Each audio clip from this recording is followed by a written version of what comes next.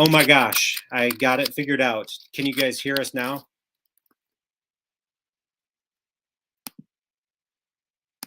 So sorry about the miss there. Can you guys? You missed a lot of good content too. You missed some back. really good content. Like, You how do can't we get it how do we back. get that back? So can you? Okay, finally.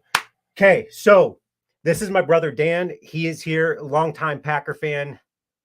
Long time. Good deal. Longtime Packer fan. Guys, thanks for tuning in. I'm super pumped. I know you guys are as well. Super pumped about the draft. So here's what we were talking about growing up as Packer fans. So you guys, I don't know if everybody is from Wisconsin, and like I would love to hear where you guys are from as you're tuning in, because here for us, Packer fans, we are. Hey, what's up? That's our mom on there right now, Annette. So Packer fans growing up, we had to. What did we have to do? Like to watch Packer games? Yeah, we would put a TV in our bedroom, and it had rabbit ears. This is like before Sunday Ticket and all the new stuff. But yeah, putting the rabbit ears out, trying to get WTMJ from across the lake, and then listening to the radio call. Like those are my favorite memories as a kid, watching the Packers, trying to watch the Packers. Yeah, trying to watch the Packers, and that's why we grow up as Packer fans in Winnipeg. That is awesome. Thank you for tuning in. I love it. So we didn't have the luxury of being in Wisconsin to where you just turn on football and you're watching the Packers. We weren't blessed like that. Oh, dude, it was so terrible. So we watched the Lions. We watched the Lions. So it was terrible. And for us, I personally, my least favorite team in the NFL is the Lions. I know a lot of Packer fans out there. Janesville, where is that at? Missouri. Oh, Northern Missouri. Oh, that's awesome. Northern Missouri, but a cheesehead. I love it. Go Packers. So we got somebody right here, Rob from Northern Missouri. I love it. Thanks for tuning in. I love it. So here's the thing. So for us, Detroit Lions was like the worst football. I know a lot of fans out there, they think, Minnesota Vikings, that's the it, right? They hate Minnesota. I hate Minnesota. I hate Chicago, Detroit, but pretty much of course, the NFC North minus the Packers. Yeah, and exactly. So we know that Bears are on the clock right now. We know what they're going to do. We know what they're going to take. Caleb Williams is their guy. Yeah. Okay. So as Packer fans and as you're watching right now, who out there is thinking Caleb Williams is legit? Because I don't think this dude is legit, man. Do you think he's going to be good? Yeah, to me, and I could be wrong, but like the hype is a little bit too much, right? The hype train on him being this generational talent. You and I were kind of talking about that before.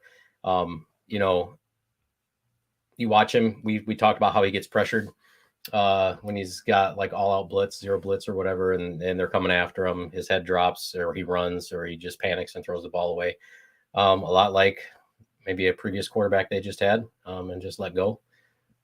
That's just my take, but I guess we'll see. If they surround him with a ton of talent, you never know. But to me, the big thing would be for the Bears is to really solidify the offensive line. Yeah, but they'll definitely take Caleb Williams first pick. So I want to get back to that. Somebody corrected me. So Janesville is in southern Wisconsin. Yeah. I did not know that. I've never been to Janesville. It is near Madison. Yeah. Okay. South. Never been to Janesville, but you live in Missouri, northern Missouri. Love it. And then Winnipeg.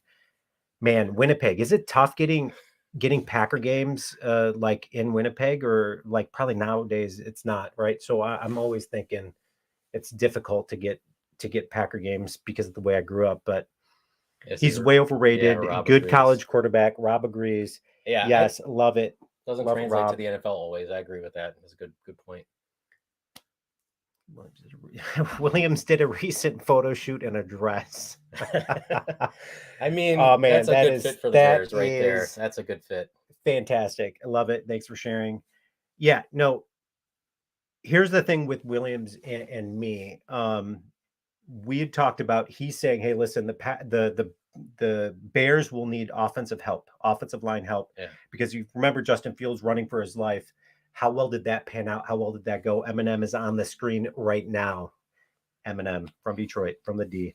So I think that's the only good thing that came out of Detroit. Anyways, getting back to the offensive line. So getting back to the offensive line, Caleb Williams, he's notorious for hanging onto the ball way too much, which I absolutely love to hear that. So me as a Packer fan, it's like, okay, we put some pressure on this Chicago Bears offensive front. Yeah, And create some panic. Dude, he's going to be panicking. That's his MO, man. He will screw it up, find a way to screw it up. Eminem is going nuts right now on the draft, which is hilarious. Love it. What do you guys think of these guys' fits coming out there? Look at those outfits, man. You gotta love the outfits, man. What would I wear if I went to the draft? I'd probably just wear a sweatshirt. Probably. Man, this is Barry Sanders walking in.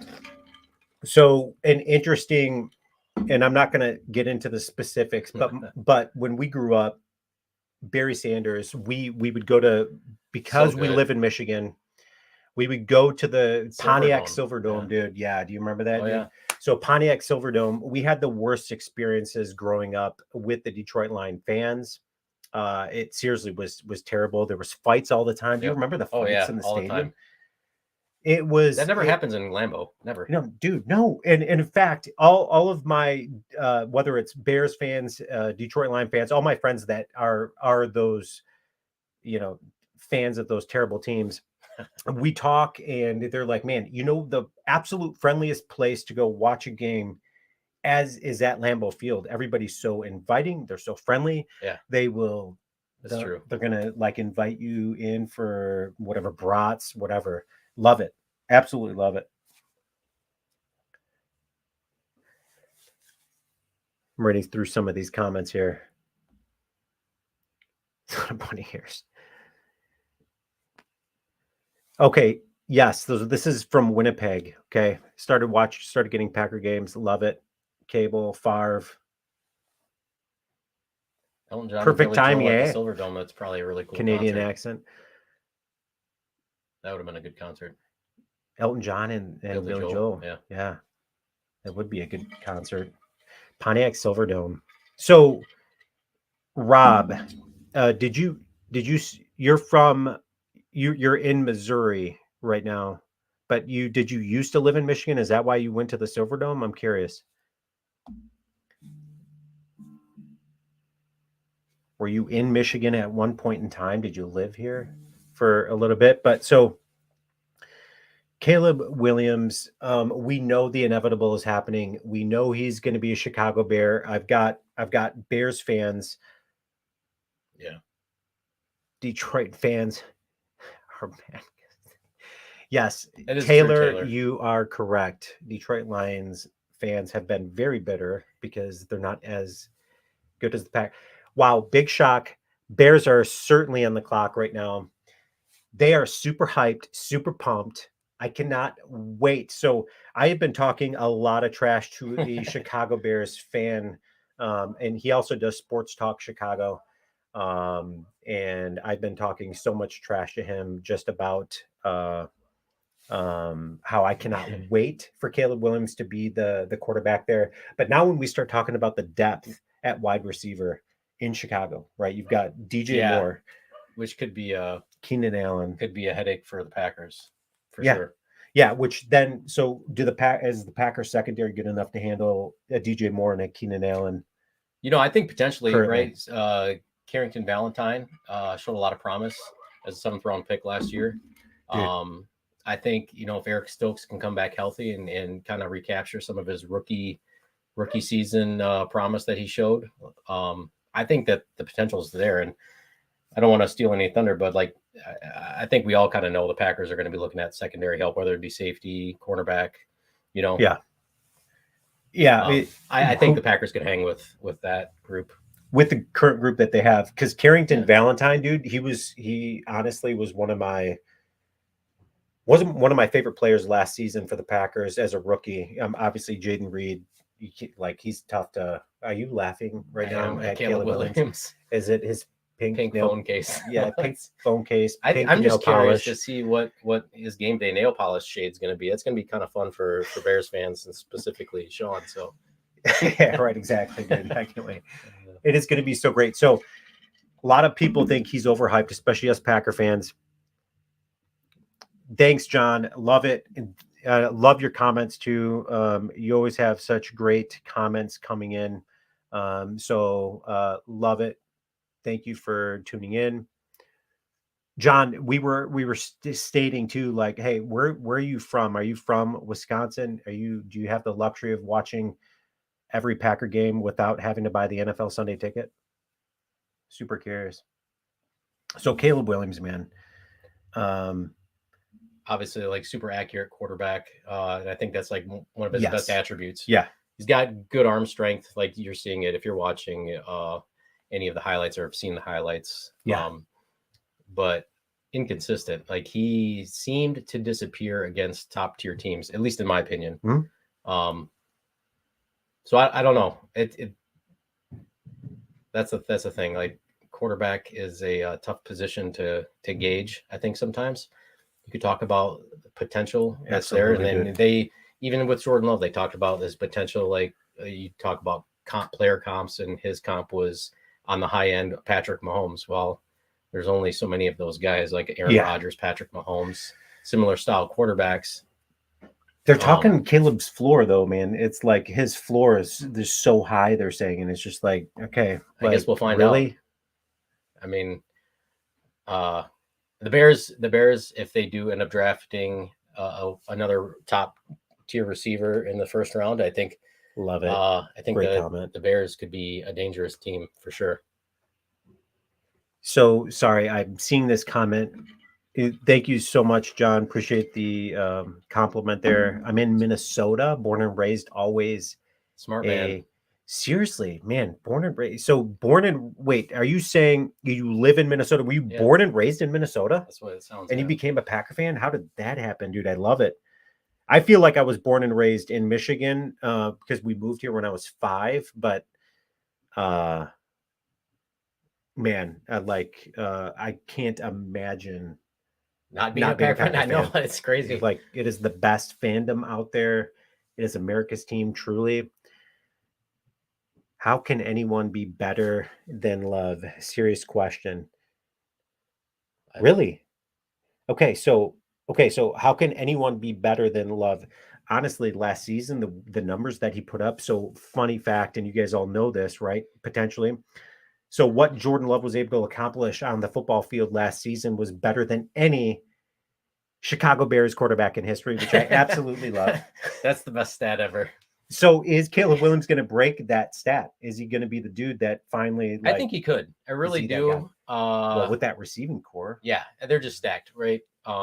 If they do, like if they do draft another receiver as a tough number 3 option, but I think that the receivers they got on the outside are going to be tough to top, and could potentially be one of the more dangerous offenses in the NFC North, which as a Packers fan doesn't make me super happy, but it would be nice to have a more competitive division, right? It's just basically been the Packers, and every year a new team in the NFC North is competitive with them. It'll be nice to have, Detroit's going to be good.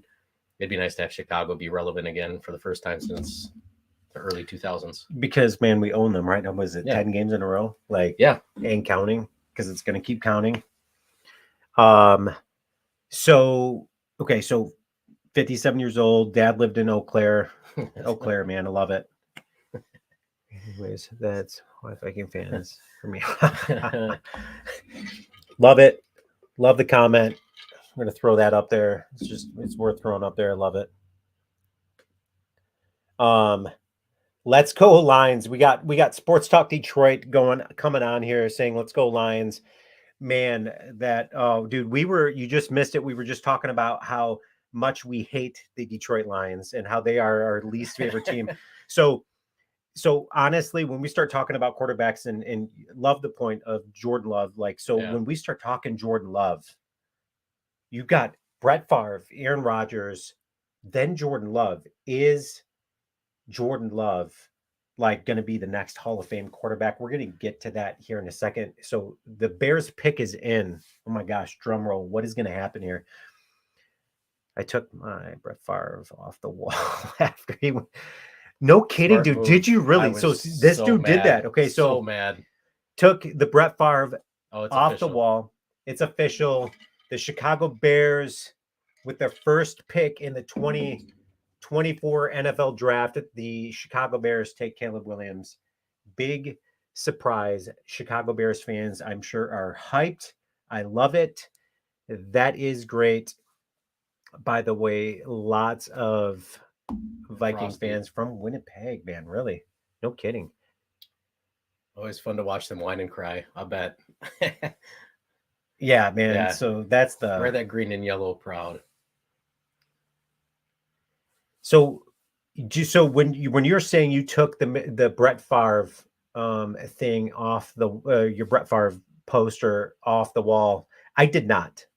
In fact, I would come Oh, and watch. I was obviously through and through a Packer fan, but I did not like the way that the Packers handled Brett Favre's departure because it's like, okay, you got to earn your spot. But now I get it. After, yeah. I was younger, I'm looking back and I'm like, okay, I get it. I understand Yeah, why he they held did them that. hostage for like the last 3 Absolutely. or 4 seasons, and it's tough, right? Because you got one of the most exciting players ever to play football, and the most exciting players to watch. Because you never knew if he's going to throw 4 touchdowns or throw 4 interceptions. That's what I loved about him, And dude. I some of my other absolutely loved favorite it. memories are arguing with Dad about the Brett Favre interceptions. Oh man, yeah. But Against the Dallas yeah, Cowboys, man. yeah. So growing up, what was the team you hated with the Packers to play? Okay, because obviously the Dallas Cowboys had Brett Favre's number. We could not beat the Cowboys at the Cowboys Stadium. Never. Just could never do it, man. Right. It was so annoying. So I grew up hating the Cowboys as well. Any team that really gave Packers the fits, I hated, with the exception of the Lions, because they did not give the Packers the fits. I just hated them. Yeah, John wrote 335 career interceptions. Will never. Yeah, Not even close. that won't be broken. That is a fact. But man, the guy was so much fun to watch. Honestly, probably the funnest quarterback, hands down. Like I think I have that debate with friends, like who's the funnest quarterback to watch in NFL. So, fun fact, I keep saying fun fact. So, just had a conversation with some friends, and we are like, okay, give us your top 5 quarterbacks of all time. And my Detroit Lions fan friend actually put 2 Packers in the top 5. In his top 5, he put Brett Favre in I don't know there, how and you he couldn't. put Aaron Rodgers in there. And I was shocked. I was like, And you're okay, thinking, I'm and Favre played in an era too when there was not the quarterback protection that Yeah. these guys have now. And Rodgers at the beginning of his career is probably in that same category too, right? Yeah. They didn't have the same type of protection that these quarterbacks have now. So to really look back and look at what Brett Favre did is actually pretty amazing. So gained a whole new level of respect for him looking back at his career, minus the interceptions. But yeah, I mean, I think as Packers fans, we've been truly lucky, truly blessed to say we went from Favre to Rodgers, and then potentially Jordan Love being like another All-Pro, maybe Hall of Fame quarterback. I mean, you can't tell yet, right? But yeah, you awesome can't. No, you can't, dude. Because here's the thing: is he's going to be that good. He is seriously that good. I really do. I think Jordan Love has got the stuff. Terry, love the comment there. That's good, man. That cracks me up because yes, they did take the quarterback. They did take the highest projected quarterback out there. His ceiling is Patrick Mahomes-ish, which, by the way, I hate Patrick Mahomes. Some people may disagree with me on that, but yes, I hope he doesn't pan out to be that good because then that team becomes all of a sudden a little bit scary and dangerous, especially now that they've got a GM there. Their GM is super good. Washington is on the clock. Are they taking Jaden Daniels? I think the answer to that is, what do you think? Yeah, I mean, I know I've heard rumors that he doesn't necessarily want to go there. Can't blame him. Really? Yeah. No, okay. I hear that. Rumors, not that I have any sort of inside info, but just things that I've read and listened to, and that he doesn't necessarily want to go there, but I doubt we'll have another Eli Manning type situation where he gets drafted by a team and demand a trade right off the bat. But Yeah, you never know. no, dude. Yeah, you don't know, and they're obviously saying the ceiling with Jaden Daniels is pretty high as well. I mean, they liken him to Lamar Jackson, so is that going to be the case? Time will tell. Love it, Fran Tarkenton. Fun to watch as well. I did not have the privilege of watching Fran Tarkenton, so I love it. I heard and seen really good things. So yeah, that is awesome, man. We are having pizza delivered to us right now. This is amazing. What are you guys eating for the draft right now? That's what I want to know. What is everybody's? Taylor asked a question on what she thought our take was on how the Packers they're going to do this year against Detroit, potentially, especially without Aaron Jones. And Aaron Jones is a huge loss. Sorry, real quick. Yeah. I apologize. Sports Talk Detroit just came on here. Caleb Williams is not good. I agree. I love it. We have had some fantastic conversations about this. Yes, love it, man. Smoked a slab of ribs. Nice job. Oh, slab of ribs, man. Rob, all right.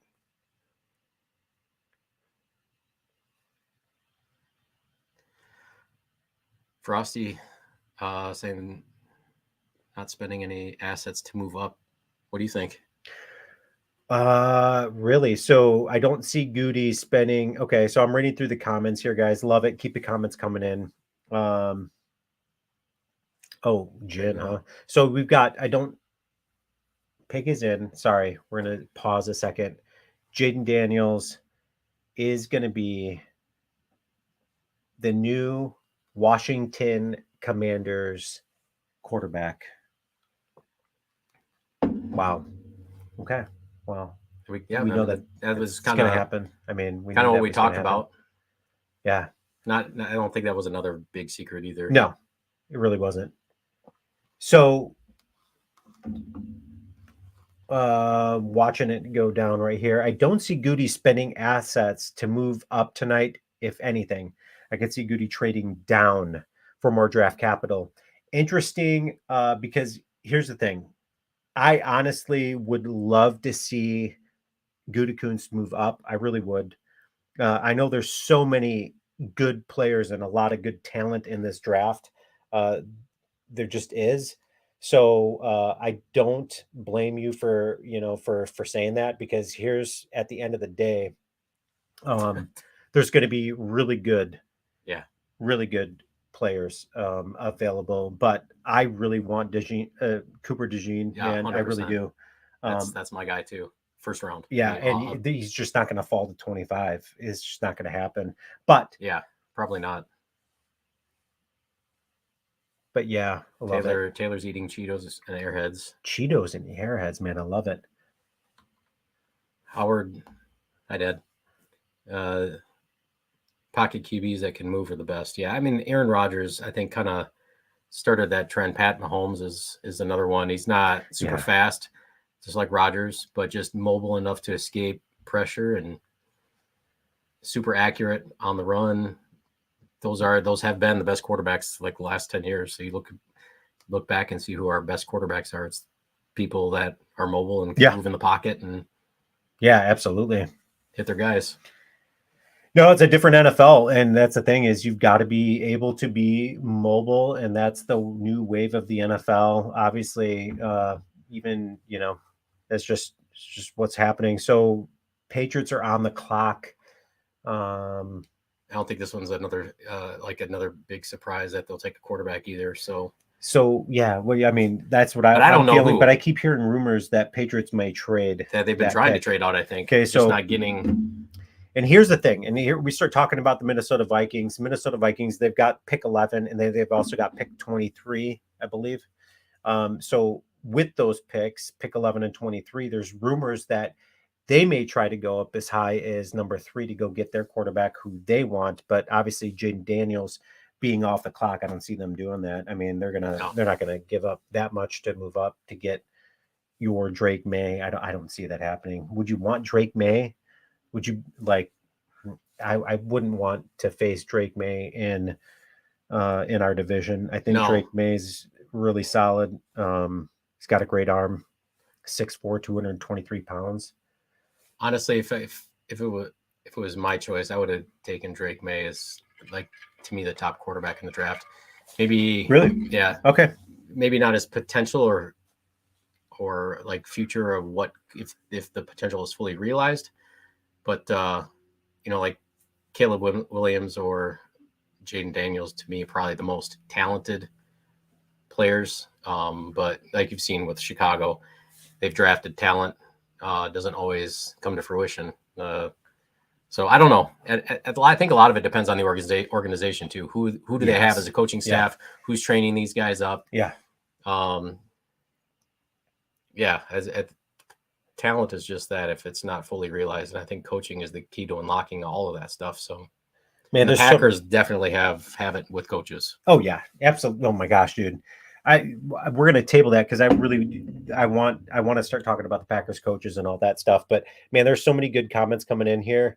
Like I'm getting lost on these. Not a Pat Mahomes fan. Love John. it. Not a Pat Mahomes fan, John. I love that comment right there. That is fantastic. Missouri, another Missouri. Oh, wait, Trenton, Missouri. Okay, 30 miles. Okay, that's Rob still. Okay. Emphasis on the gin and not the chocolates. Chocolates, love it, Howard. Love it. That's true. So many great comments, man. This is just entertaining in itself. I think John brings up a good point here. At what the Packers probably taking a quarterback. I think Gutekunst kind of hinted at that in one of his press conferences last week or week before, that kind of want to go back to doing what the Ron Wolf era did, is draft and develop. Yep. Then trade them out after a couple of years. Absolutely. And I think it's a good model. I think it's a good model too. And it's always good to keep competition in there, right? I mean, they've got 11 picks this year. Why not use one of those on a quarterback? I mean, I certainly don't think it's a bad idea. Yeah. I mean, yeah. Where do you see Goody? Okay, so where do you see Goody trying to trade? 16. So here's the thing with that. Spot too. I do see them trading with the Seahawks at 16. That seems to be the most likely target as well, whether it's offensive line or going to get Cooper DeJean, I think is the guy that they want, other than there's some other quarterback help out there that they could certainly use because of the injuries. And we start talking about Stokes' injuries, and is this guy going to be able to stay healthy? Oh man, we got some pizza here. This is great. Is he going to be able to? So also at some point in the night, I'm going to be giving out some Packer Sports Talk Wisconsin swag. So it's going to be, I'm going to give you guys a trivia, and then we're going to give out some Sports Talk Wisconsin shirts. So be ready for that as well.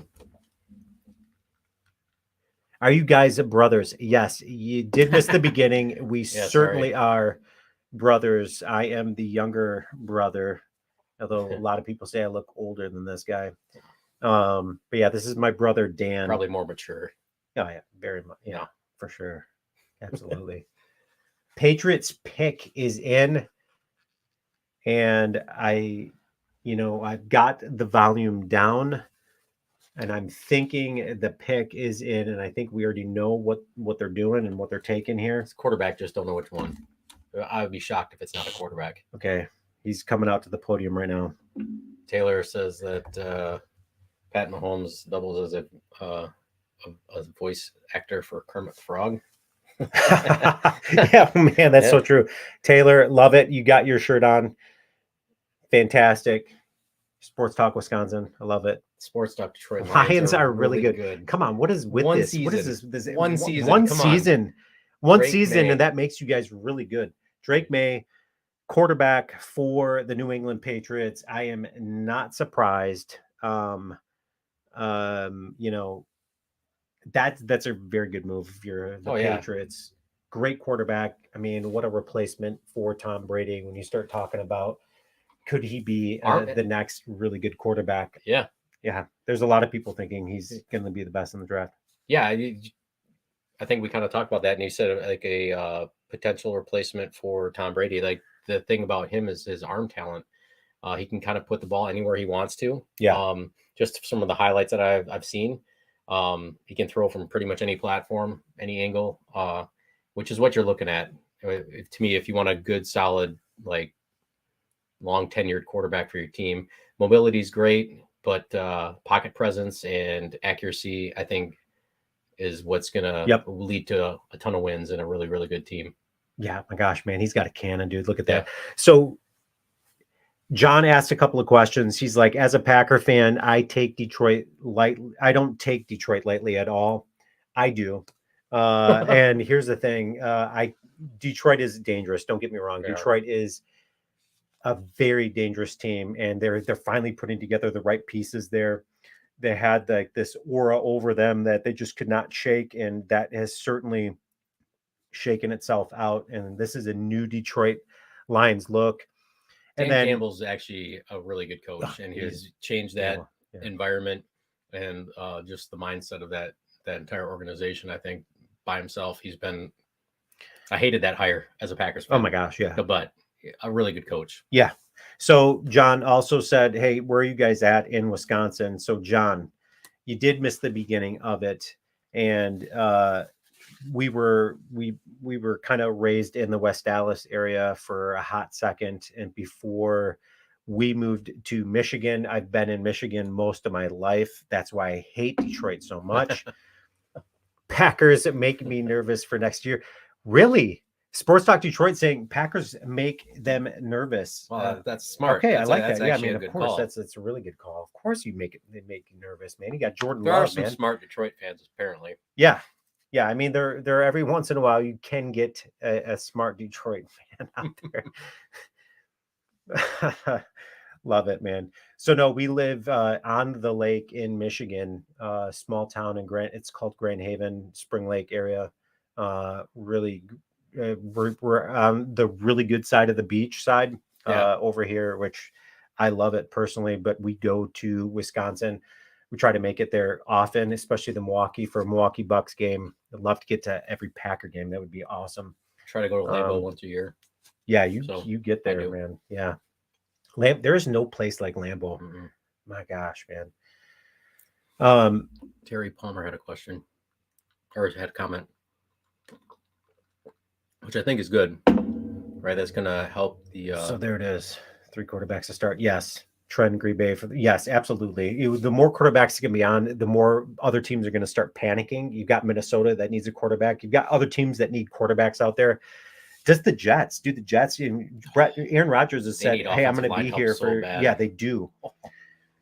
Here's the thing. I feel very strongly that the Jets are going to go in a route that anti-Packers, right? As for like, hey, we've got this talent in Aaron Rodgers. We're going to develop that talent. We're going to give him pieces like Brock Bowers, who I do think that they're going to draft Brock Bowers. I feel, but there's also talks out there, that they may go quarterback, not in the first round, but go quarterback pretty early.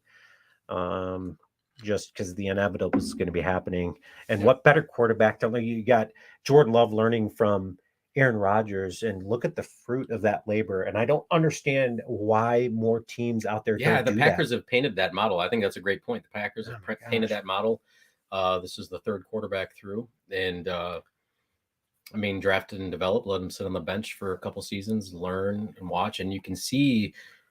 Like I think a lot of the networks picked up on it towards the end of the season. Like they would show clips of Love, his throwing. He'd be throwing with his feet off the ground like Aaron Rodgers did often. Yeah. And just delivering strikes right where the ball needed to be. And so I think like things like that, little things like that show huge promise, which makes me excited for the potential for Jordan Love. Yeah. Because it's still an unknown, but I think the fact that he finished the season the way he did, 9 games, just on a tear, the best quarterback in football, second half of the season. Oh, hands down the best quarterback in football. Honestly. I mean, his stats proved it out. Geez, in the playoffs, like he looked so good. So good. Dominated playoffs. Pick is in for the Cardinals, and here's the thing. So, there was rumors that the Cardinals were going to be trading this pick to the Bears, and the Bears are going to be. That's obviously not happening. Looks like the Cardinals have taken Marvin Harrison Jr. So that is a sigh of relief for us as Packer fans, because when I heard that rumor come out today of the Bears potentially, I was hoping that Can you wasn't going to imagine? happen. I was hoping that wasn't going to happen, but throw him into that mix, dude, of receivers. This makes me happy. Oh my gosh, man. Good for him. I mean, the Cardinals are a mess, but best to me, one of the best 2 receivers in this draft. Well, I mean, so and obviously you got the bloodlines with Marvin Harrison, his dad. So so they're likening Harrison. They're thinking he's going to be better than his dad. They're likening him to either AJ Green or CeeDee Lamb. As an NFL body, obviously a bigger frame than his dad, but man, he's like 6'4". Yeah, 6'3", 209 pounds. But yeah, I mean, he's his route running is so good though. Like, the guy is polished. Phenomenal. I mean, there's nothing that he doesn't do really, really well. Yeah. So, I mean, he could go into any team and be their number one right off the bat, even on the Packers. Kyler Murray throwing to him, like, what do you think that, is that gonna work? Yeah, if Kyler Murray could lock in and maybe not play video games as much, I think he'd be all right. Kyler Murray's got the height thing working against him as a quarterback. So do we. Yeah, I mean, I do too, but I'm not a quarterback in the NFL. So no. So Chargers on the clock. Chargers, another team that has been rumored. Yes, John Stud. Yes, absolutely he is, man. I'm telling you, this dude is legit, and he is. So do the Bears take? I keep referring back to the Bears because they've got Caleb Williams there. Like, I'm scared of that. I'm not. Of course, the ceiling is super high, but when you've got the draft class of receivers out there, they're so deep. Oh my gosh, man. So do they take an Odunze? Or is Odunze going to fall to number 9? Are we going to be having to cover him as well? So that's the thing for me as a Packer fan. I'm worried about, okay, you've got 3 solid receivers in Chicago. Like, how do you cover those guys? Yeah, if they do go there. But, another thing we kind of touched on at the very beginning was this draft is, deep in receivers, but it's also really deep in offensive tackle, offensive line. You've got some really top-notch guards and really offensive tackles that I think if you're a young team looking to build around a young quarterback, that's really where you should start, in the trenches. If you already have some established veterans on the outside, which the Bears definitely do. To me, if I was a coach, if I was a GM, I would want to start doing what I could to protect my potential franchise quarterback. Absolutely. Yeah. Couldn't agree more. Cards need more help than a wide receiver. I agree. Terry, yeah, that's absolutely. So Chargers are on the board right now. Obviously, Jim Harbaugh, again, from Michigan. Mm-hmm. Hate everything Michigan. Hate the Michigan Wolverines. I like Harbaugh. I do like Harbaugh, though.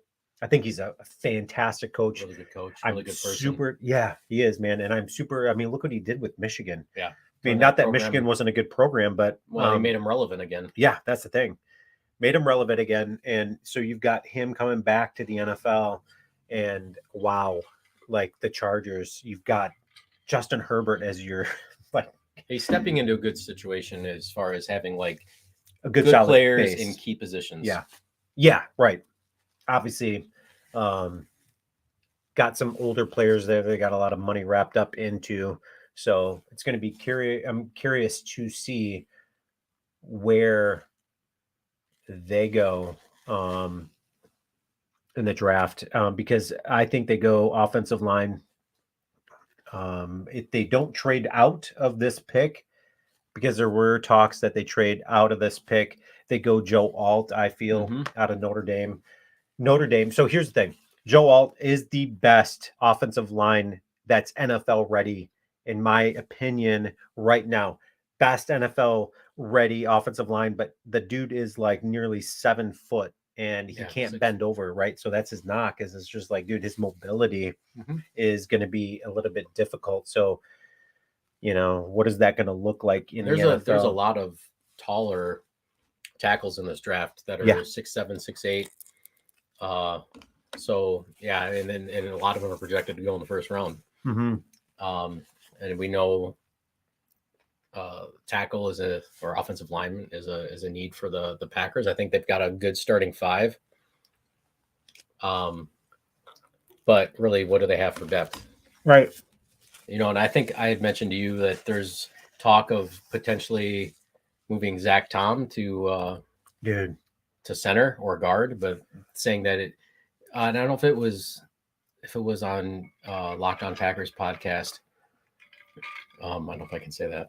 Yeah, but of course, it was man. on the Locked On Packers podcast, and there's some good content out there. And one of the people that he was talking to said that he would be an All-Pro. Zach Tom, he's a good tackle, one of the better tackles, right tackles, but a Hall of Fame center. He could be All-Pro guard or a Hall of Fame center. Yeah.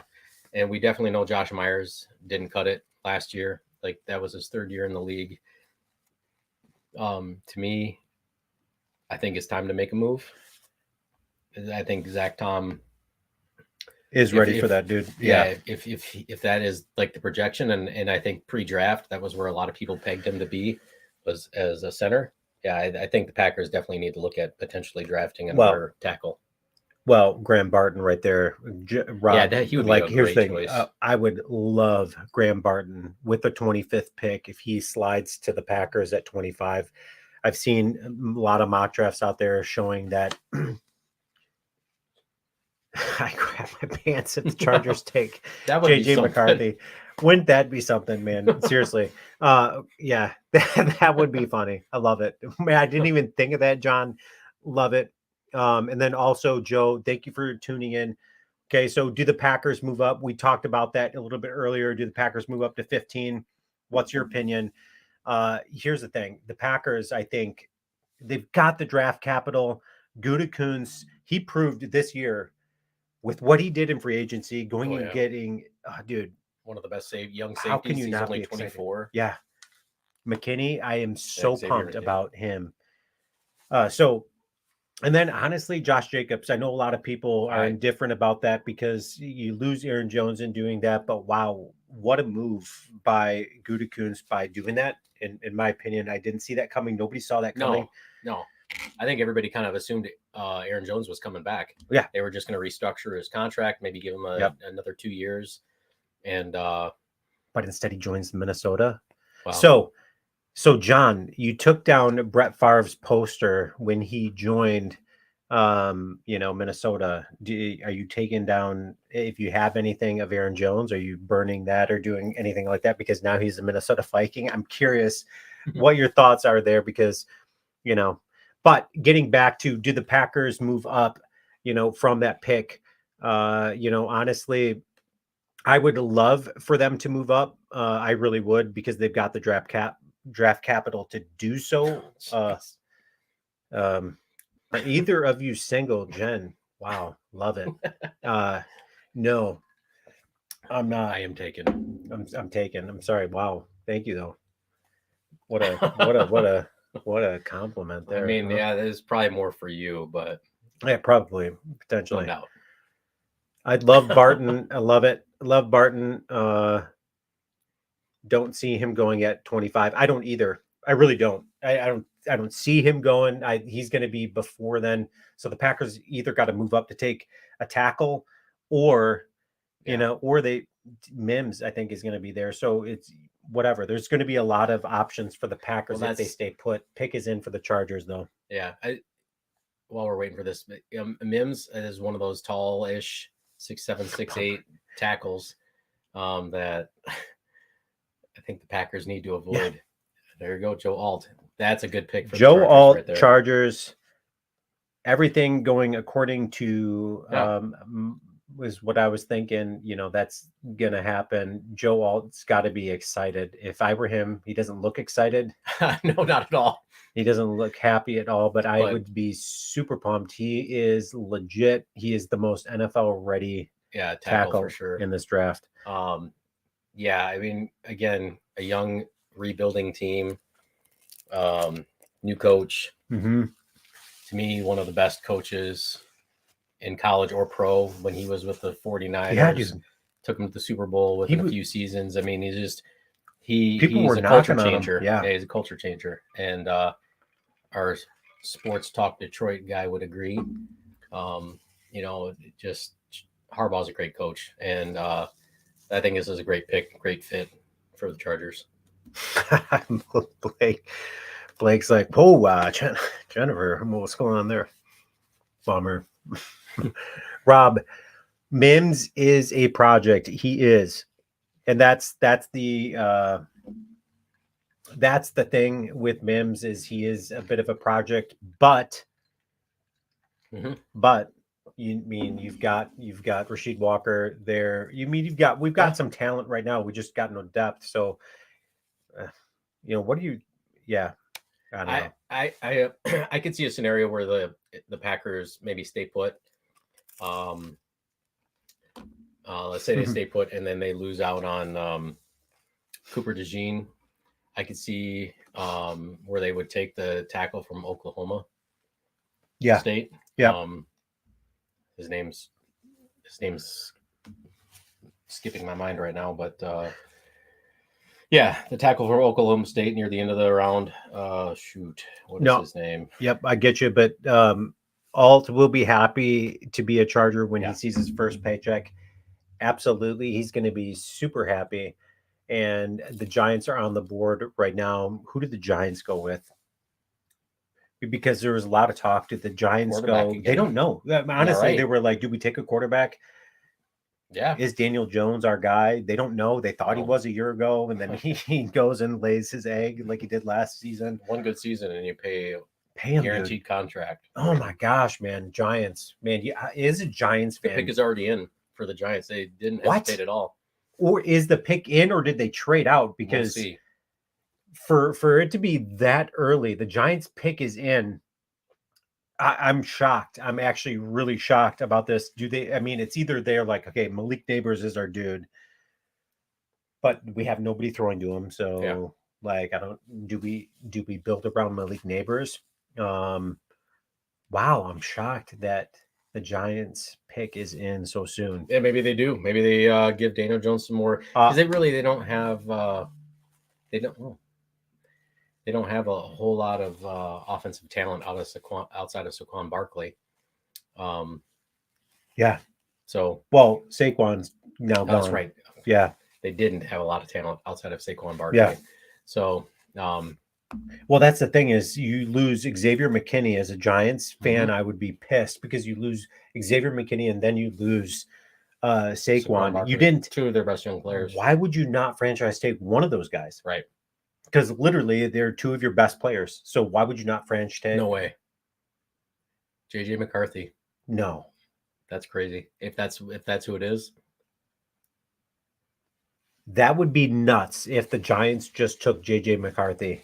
What's that going to do for the Vikings? And if I'm behind, go ahead and throw that up there right now.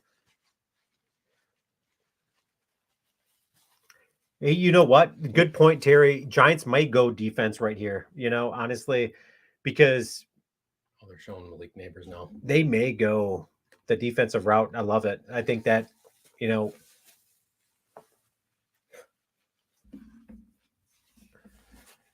4 years ago, Tuesday, Goody traded 4 spots to grab Jordan Love. A brilliant move. Absolutely a brilliant move. What? Yeah, and how many people were upset? What do they take here? I think most people were upset that at that draft at Gutekunst when he traded up to get Jordan Love. Oh my gosh, dude. I was one of those people I was upset. I was like, what are you doing right now? I wanted them to take a receiver and they took Jordan Love. But Malik Neighbors, man, they were all in on Malik Neighbors. I think it's a great, so hands down the second best wide receiver in this draft, Malik Neighbors. I love this guy. I really do. I think he's got a lot of promise. Big frame, 6 foot, 195 pounds, very fast. He's got run after the catch. Oh man, his separation skills. Yeah, absolutely. Athleticism galore. Great. Yeah, man. The guy is he's legit. So Tennessee's on the clock. We know Tennessee's going to go the route of they need offensive line help in the absolute worst way, which leads us to we take one of those problems on our hand, former first round pick. Yeah, from your podcast or from your what are your thoughts there, guys? What like chime in? What are your thoughts there with that pick? Because I'm super curious what everybody thought about us taking the former first round pick. Obviously, you know, somebody I've read it. There was a couple of podcasts, there was a couple of things that came out. Man, we do not need to take offensive line help because we got this guy. Are you kidding me? Like, come on. He's 28, 29 years old. Yes. He's already kind of established himself as a I think a backup, right? Yeah. That's pretty much what he is. To me, it's a depth piece for the Packers, insurance in case one of their starters goes down. Mm-hmm. I don't think this is any indication that we're set, no. We're solid now. We don't have to worry about tackle. You know, maybe it's motivation for him. I don't know, because he was obviously when he was drafted, he was one of the best tackles in football in college. So yep. I think that the potential was there. Now whether I definitely don't know enough to say that. Mm-hmm. He has the work ethic to maybe turn things around, but the Packers offensive line coaches over the years has really taken people that have either been washed or, you know, notorious for taking 4th, 5th round picks and turning them into stars. So mm-hmm. You never know. And it goes back to like what I was saying earlier. The Packers coaching staff is just solid, underrated and solid. Oh my gosh, man. So when we start talking about the Packers coaching staff, like how excited are you for Hafley? Oh, I can't wait. If he does what he says that he's talking about, being aggressive, he wants to lead the NFL in effort. And like that's not a trackable stat, but just that comment alone. Yeah, I know. It's funny you say. Yeah, I thought the same thing. So I think it's going to be aggressive. I think they're going to play fast. I'm excited to see them actually make tackles and wrap up instead of just hitting with their shoulders and trying to make the big hit. I'd like to see them wrap up, take the guys down. I'm looking forward to hopefully getting out of that. Yeah. You said what, 31, 32, 32nd in the NFL in takeaways? Yeah. Getting in at least in the top half would be a huge jump in year one. Oh and my gosh. I'm really excited because the Packers have the talent. Exactly. We've got the talent. They're a young defense. They've spent 8 first-round picks in the last 9 years on defense, and they haven't realized their potential. And I think a lot of it is due to coaching. Yeah. Greg Josephs, welcome, Greg. I'm happy about that pick. Makes me chuckle with delight. Are you talking about the Giants taking Malik Neighbors? Which pick are you talking about right there? I'm curious. Because here's the thing. So glad Joe Barry's gone. Yeah. Joe Barry. Love that comment, yeah. Taylor. Joe Barry. He's overstayed his welcome in Green Bay. Yeah. That is the one knock, like on Matt LaFleur. Yeah. If you have a knock on Matt LaFleur, which is a good thing, a good trait to have, but yeah, in football you don't have much. You don't have much life and loyalty. Yeah, you got to be careful with that one in football. Yeah, you do, man. You really do. You have to be. But Matt LaFleur, man, when we start talking about how exciting this Packer offense is, and then you got a coach like Matt LaFleur, who honestly, in my opinion, one of the best coaches out there. Yeah. Offensive-minded coaches. You've got the speed of Jaden Reed. You've got Luke Musgrave. How excited are you about Luke Musgrave is just. Yeah, it's something that the Packers have never really had. A tight end that can stretch the field, seam like that. You're going back maybe potentially to Jermichael Finley before he tore his ACL, which sapped some of his athleticism. But like he was a former basketball player. Luke Musgrave.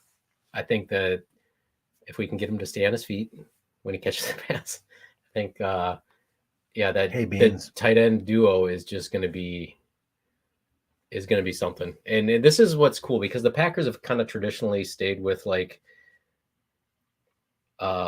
bigger receivers. They didn't never ever went for smaller speed guys. But I think kind of going outside of like their traditional picks last year with Jaden Reed, huge pickup, smallish receiver than what the Packers traditionally go after. And you saw the benefits of having somebody like that on your offense, like a Swiss Army knife. He would come out of the backfield, run jet sweeps, Yep. Do circle routes. I mean, out of the backfield, just a fun chess piece to have on your offense. Mm-hmm. So, absolutely, man. Titans pick is in. I think they go offensive line here. Latham is my guy that they take. I think that is going to be the route they go. They certainly go offensive line, worst offensive line in all of football. Yeah. And I mean, honestly, they've got decent talent there. They really do. They do a really good quarterback. Yeah. Yeah. Good receivers. Yeah. So yeah, I think offensive line is the smart pick, and I think you're right. Who's their running back Latham. there? I'm trying to think. Like, so obviously they lose Derrick Henry. I don't know off the top of my head. Maybe somebody watching might know who the Titans running back is. And they might draft one later. I hate the Giants because my ex-wife was a huge fan. I hate her guts. Wow. Okay, so right. I mean, everybody's got that team that they hate, and they've got that reason why reason, I guess they hate a particular team. I've got a good buddy that is a Giants fan, and man, the Giants are not going to be good. The Giants they've got way too many holes they've got to fill in this draft. I think that's a good question we should talk about. Okay, let's check it out here. So Terry said, so is Watson's past his soft tissue problem? Yeah, because we were talking about this before we started. So with this soft tissue problem, so there's rumors that do the Packers trade Christian Watson in this draft? I've heard a lot of stuff. You guys have heard it as well. Do the Packers get him? What's his worth out there? What's his ceiling? Nobody really knows. I mean, because when he looked super good, you had Aaron Rodgers thrown to him, and then he came back. He had a small flash last year. And he gets hurt. And then he gets hurt, and he comes back in the playoffs, and Christian Watson was completely non-existent. Yeah, I mean, honestly, the last two games in the playoffs, like, what he had maybe 2 catches? I think combined. I think just the threat of him vertically, he stretches the defense. The potential's there, and that's what stinks. The potential's there. Yeah, I think the Packers are going to draft a receiver. I just don't know where. There it is, J.C. Latham. Good call.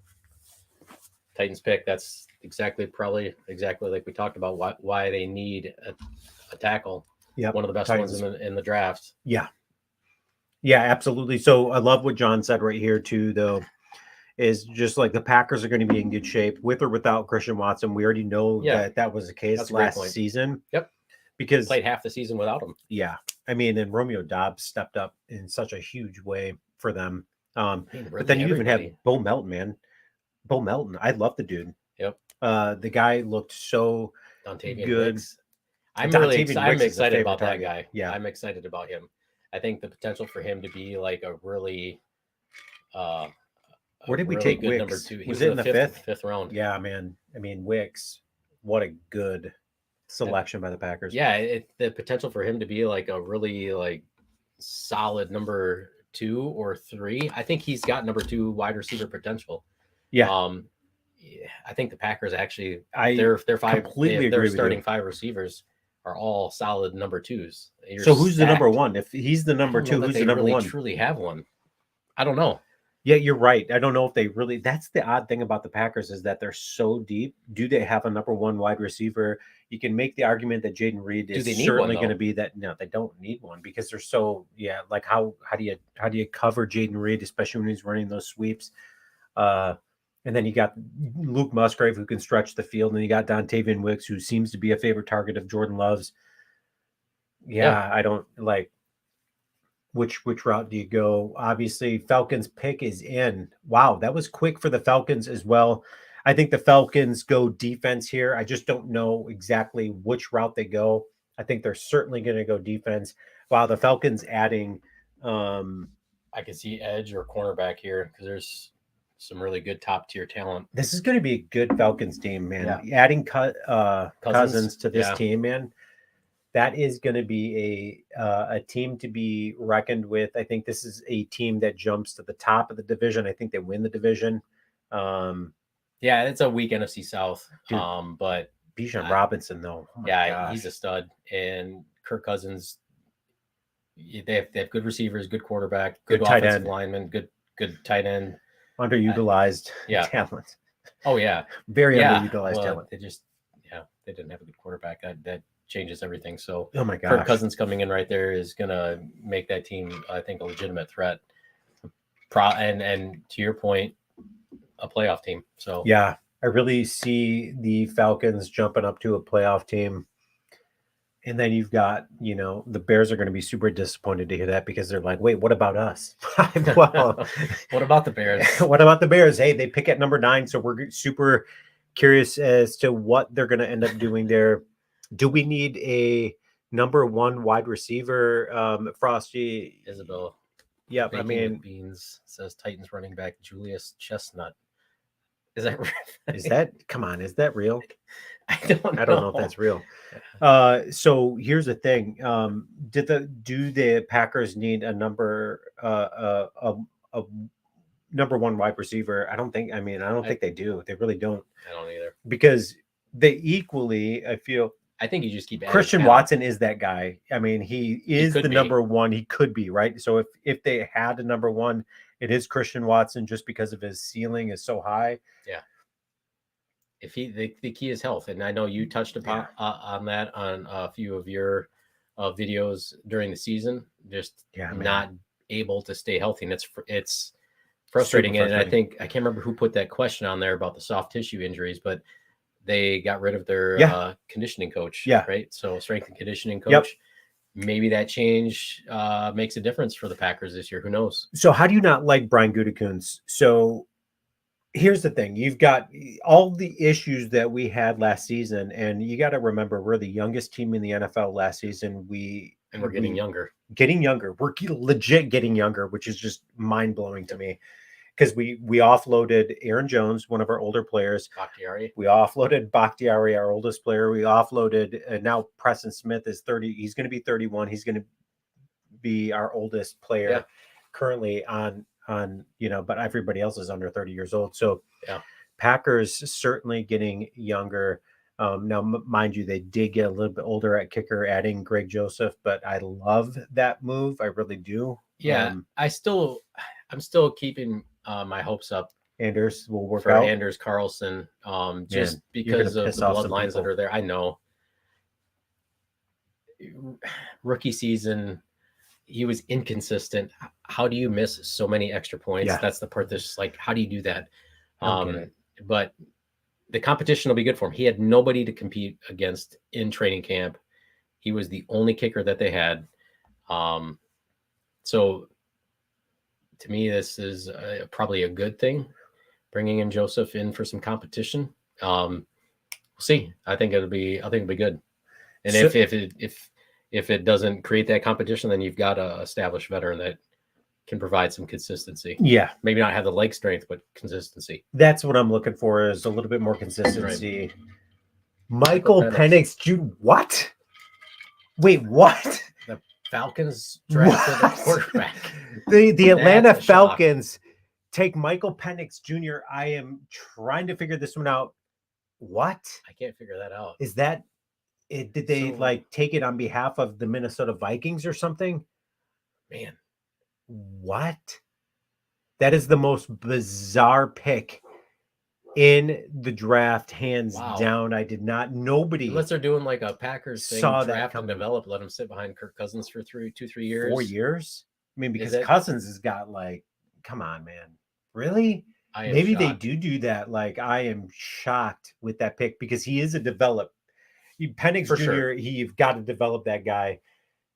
Yeah, wow. A lot of people didn't project him to go this early at all. No. There was potential of him slipping to the late first rounds, So this early dude goes, second. yeah, And we're ahead of talking McCarthy. Yeah, top 10 pick. So I am shocked. Wow. So here's the thing is I'm excited to see this because it's like, okay, another quarterback off the board. So defensive guys slip, offensive line slips, yeah, just further down the draft for Packers saw. Okay, so the Falcons saw what the Packers did at quarterback. Yeah, I mean, great point yeah, because that's the thing is it's like maybe you that's what it draft and is. develop. Let him sit there, But and that's not a bad. I mean, That's not a bad Cousins, idea. yeah, I mean, you're learning from But it's Cousins. shocking. Yeah, That's not a bad shocking to idea. say the least. I mean, if you're Kirk Cousins, are you sitting there being like, "Wait, what? Like, did you not just say?" I mean, he's got a lot of guaranteed money. He doesn't care. It's true. He probably doesn't. And You he's know, just a good dude. I actually got to meet him. Just an awesome guy. So I doubt that's probably his mindset. I think he's good, and he'll do a lot of what Aaron Rodgers did for Jordan Love. Teach him the ropes of pro football. Some wow. tricks that he can learn, and you're learn for all of the flack that Kirk Cousins gets for not like winning in prime time, and there's some truth to that. He's a really, really good quarterback. Oh my gosh. Then you got the weapons that are there in Atlanta. Yeah. I mean, you got so many targets in Atlanta. You've got so much offensive. Like, that is a good team. Please, Vikings, take JJ McCarthy. You know, honestly, John, I'm actually. So here's the thing. I think JJ McCarthy is the most NFL ready quarterback of anybody out there. You're probably going to disagree with me on that. Now, his ceiling is not that high, so I mean, like, take it for what it's worth. Because I think I agree with Bears you. pick is in. Romo Dunze, I can guarantee it is coming. It. Romo Dunze is going to be a Chicago Bear. So, hi, dude, I am floored with that Atlanta Falcons pick. Yes, great point. You do draft and develop, but Cousins is a very good quarterback, 100%. I thought the Vikings should have drafted. Are you saying you think you should have drafted Penix? Is that what you're saying? So, seeing all the quarterbacks go early, yes, yeah, absolutely. It is good that for the Packers. Is very good for the Packers. The Bears pick is in, and the only thing that makes sense to me is the reason why it's in so early is because they're like, hey, listen, Romo Dunze is our guy. Yeah, he's to me was the second best player or a wide receiver in this draft. Really? Okay. My opinion, yeah, just able to go up and get that's high the point 50-50 balls. Yeah. Okay. And maybe that's an element that the Bears really don't have, but they traded for the Chargers receiver who is hurt all the time. So that's good. Keenan Allen? Yeah. So, yeah, but Keenan Allen is such a massive target. So if he stays healthy. Right in the middle of the field, he just can't ever stay healthy. That's the thing. And he was so good last season for the Chargers, but the Chargers were a train wreck. There we go, Bears. Bears pick is in, and the Bears with the 9th pick. He called it. My gosh, Romo Dunze. That's shocked. Bad news for the Packers. So here's the thing. Yes, with the Packers, you've got Romo Dunze, and so you've got Romo Dunze, DJ Moore, Keenan Allen. Yeah, that's offensive stack. That's got to be the best wide receiving core out there. I mean, I honestly like. Yeah, I mean, when the potential's there. When they can stay healthy, if he can develop right away and establish trust with Caleb Williams, I mean, I think you're right. That could be one of the top. Now, mind you, I'm still not scared because at the end of the day, it's the Bears. So is Caleb Williams that good? Is Keenan Allen going to stay healthy? He's old. So, I mean, there's a lot of variables that are in that. My gosh, we've got more food coming out here. This is amazing. Wow. Yeah, we are just getting loaded with draft food. So Penix for Atlanta is kind of a Packer pick. Yep, with the Cousins. Absolutely. HB Howard Ball. Yep. I love, honestly, Atlanta did exactly what I've been telling a lot of teams out there to do, because you've got the Packers creating this blueprint of how to develop quarterbacks, but it seems like nobody out there is doing it. So Atlanta Falcons, they pony up. They go all in on Penix. They think he's the dude. They get Penix Jr. I am shocked with that pick, but I guess I was just as shocked when the Packers took Jordan Love. So maybe it's a fantastic move, and the Atlanta Falcons are going to be looking back, being like, "Hey, we've got our guy in in Drake London. We've got Bijan Robinson." Chargers are my favorite team because they remind me of my aunt. Greg Greg Josephs. Oh, I gotcha. So they remind you of your aunt, meaning because maybe she's passed or something. Chargers. So you grew up, or your aunt grew up a Chargers fan. Love it. Isn't that funny how we get different ties to different teams because of either, just we were inherited into I've got three boys, and all of my boys are diehard Packer fans. They grew up that way because that's what I introduced them to. So I love it. I love how, different people come to different fandoms. Jenkins Wallace, the Packers are the best. Absolutely for the best. I mean, is that even indisputable? I mean, come on. The Bears will do anything to beat the Packers. Terry, what you're saying is 100% correct, because here's the thing. If you remember, do you remember when I forgot who it was that was hired. It wasn't the most recent. The Bears have gone through just as many coaches as quarterbacks. Oh yeah, I know. And I remember their opening speech of just like, okay, how are we? What am I going to do different with this culture? And he was just like, my number one priority is to beat the Packers. And it's like, what? Hopefully, you've got bigger aspirations than that. So that tells you the mindset of the teams in that division, right? The Packers are in everybody's head, really, pretty much for the last 30 years. It's been awesome. Did I just miss something? The Jets moved. The Jets just traded back to the Vikings. Vikings just traded up. So they're targeting a quarterback, and there's only it's JJ McCarthy, baby. Yeah. Like, so, John, he was projected to go to that team anyway, right? Yeah, but why would the Vikings trade up? Because I can't imagine the Jets are. Maybe they Jets aren't going to be. Maybe they would for development behind Favre. You know what I mean? Behind Rodgers. I saw Favre in the background there. That's what made me think Favre. Honestly, because they look at Atlanta and it's like, okay, Penix is off. Yeah, man. If you're Minnesota Vikings, are you not freaking out when you see Penix Jr. gone?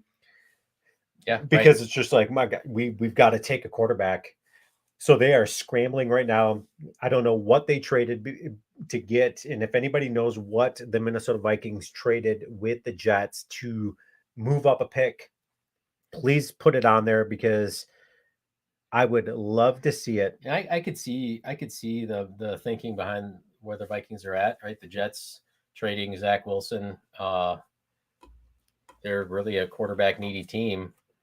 I could definitely see the logic behind this, but what they had to give up to get this, who knows? But yeah, I think it's JJ McCarthy. When was the last time that Vikings drafted a stud quarterback? Great point. Yeah, I mean, Grant Arkenton. Yeah. I mean, Culpepper. He was good for a few years. Dante Culpepper. He did have some solid seasons. He really did. Pro Bowl quarterback. I don't know that necessarily call him a stud quarterback, but he was a good quarterback. Love it. Yeah. Thanks for the compliment there.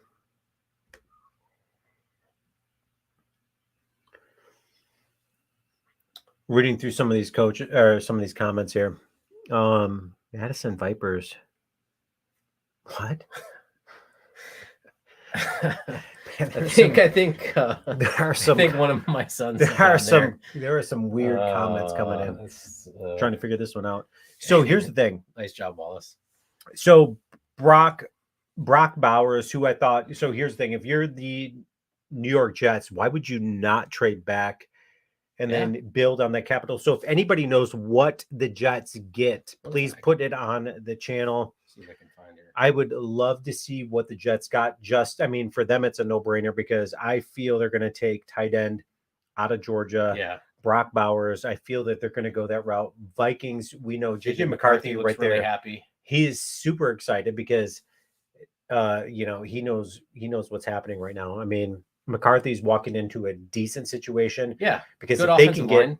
dude, if you've got Justin Jefferson, so if you can one of the best receivers somehow retain this dude, and the Vikings are going to have to do everything within their power to retain Justin Jefferson, the best receiver in football. All you got to do is throw the ball up to that guy, and he's going to go and grab it. So if you're do you want? I found so the Vikings, the Jets get the Vikings number 11 overall pick. Yep.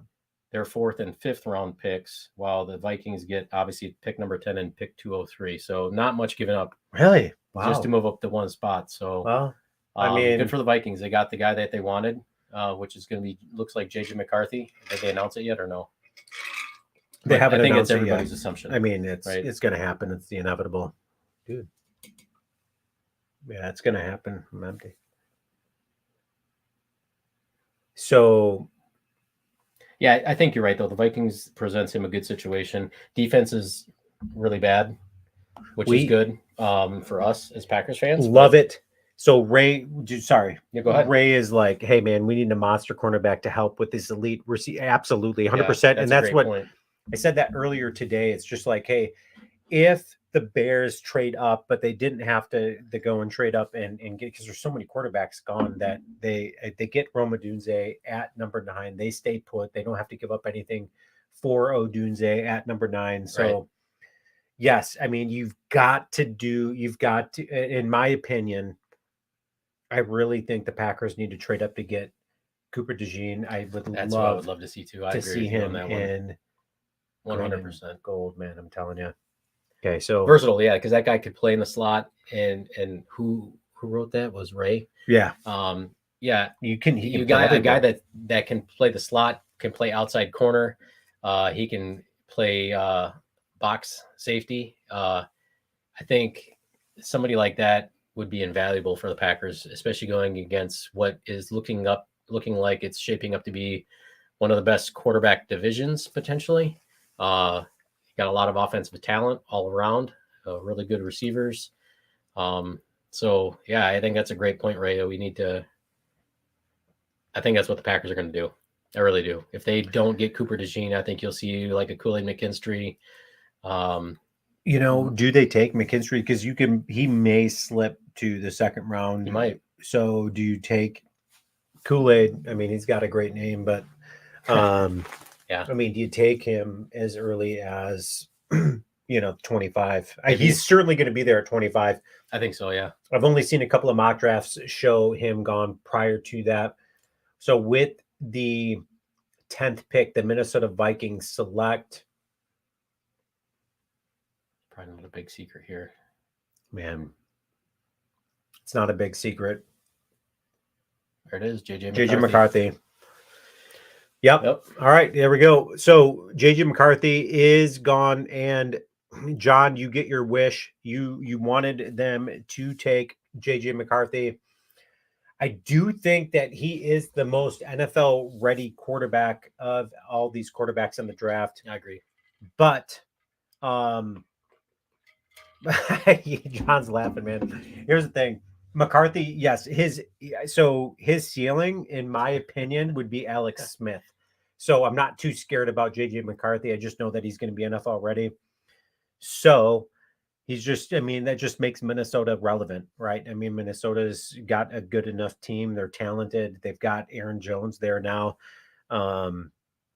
They've added some pieces on defense. They lost some defense. I mean, they got a little bit younger, more talented ish, right? They got a good D coordinator. That's a big thing right there. And just they need to get the talent around that. But yeah, offensively, you're right. I think the Vikings have a really good core. And I'm sure that they'll continue to, especially now that they drafted a quarterback. Yeah. Maybe get some more talent around him. Yeah, I mean, you've got Addison. I forgot about him. Jordan Addison. You've got rookie. Justin Jefferson, like you've got Yeah. talent in Minnesota, and now you've got a running back that can catch two in Aaron Oh, yeah. Jones. So it's if you're the Huge Packers, upgrade for the Vikings at running back position. yes, I mean, but Sam Darnold is not the dude for your future by any means. No. That was just a band-aid fix in case they couldn't get anybody. Right. JJ McCarthy, I think, is the guy they plug and play right away. Oh, absolutely. I don't see I would agree them using Darnold at all just to develop or anything like that. I really don't. At the very least, maybe start the season and then let McCarthy kind of get his feet wet. And yes. But yeah, I think you're right. He's plug and play. He can go right away. He's been playing for one of the best programs in college football for the last couple of years. Obviously coming off the championship victory and played fantastic. Harbaugh got him ready. I mean, I feel confident in that for the pros. Yeah. Yep. I love it. Frosty, McCarthy gonna get eaten by our dogs. I think our defensive line, like talk to me about that. Like what are your thoughts on our defensive front? I think the potential there is there for them to be really, really fast. I think getting after the quarterback, maybe not necessarily. I think switching to a 4-3 is going to be a big benefit for the run defense, kind of modeling it after like the 49ers front seven. I think that if the Packers can do that, but I think that their young defensive tackles that they drafted last year, Colby Wooden, help me out here. Colby Wooden, the dude from Bowling Green. Sorry, I apologize. Anyway, I think I agree. Like, therapy socks. I don't know. What's this? Love the name there. Therapy socks, man. This is great. What do you think the Packers need most? What I think they need most? I don't know. What do you think? To me, I think we're okay. We need offensive line help. I understand that. We need a middle linebacker, but I really do. One. Is it? Yeah, but you don't want to make that pick in the first round. You don't want to make that pick in the first round. So I think, again, it's Cooper DeJean or somebody comparable. I think you need secondary help. I really do. Yeah, I do too. Even though Stokes, I think, is super good. It's just, can the dude stay healthy? Well, and he's still relatively unknown because, he had that awesome rookie season, played really good. And then he started out his second year struggling before he had that bad ankle injury, which kind of held him off into last season. And he came back and got hurt again with a hamstring strain. So I don't know. I don't know about Stokes. I think that the potential is there, but his second year didn't start off so well. And he played, I think 6 games into his second season and didn't really produce much. He got picked on actually quite a bit. Yeah, no, yeah, absolutely. He did. I got picked on. So here's the thing. Jets pick is in. I think they take Brock Bowers. I'll be shocked if they don't. What? Wow. Offensive tackle. Well, that's a good pick for the Jets. I'm sure that makes Aaron Rodgers very happy. Absolutely, because they had to either go, hey, we're helping Aaron Rodgers out on either the offensive line help, or we're helping Aaron Rodgers out on the tight end front. Shanu from the tackle from Penn State. So, yeah. I mean, Aaron Rodgers, my favorite quarterback. As a Rodgers fan, I love to see this. I hated the way last season went, not just as a Rodgers fan, but as a Packers fan. All he had to do was play 60% of the snaps and they get another first round pick. So we could potentially be looking at this is the Packers pick. This is the Packers pick right here. I'm so pissed. But is it the Packers pick? Because if Aaron Rodgers is there, in the playoffs. Aaron Rodgers is taken to the playoffs. So yes, Frosty, Jets needed to protect Aaron. Absolutely. Let's go, Jenny. Love it, Jennifer. So here's the thing. Aaron Rodgers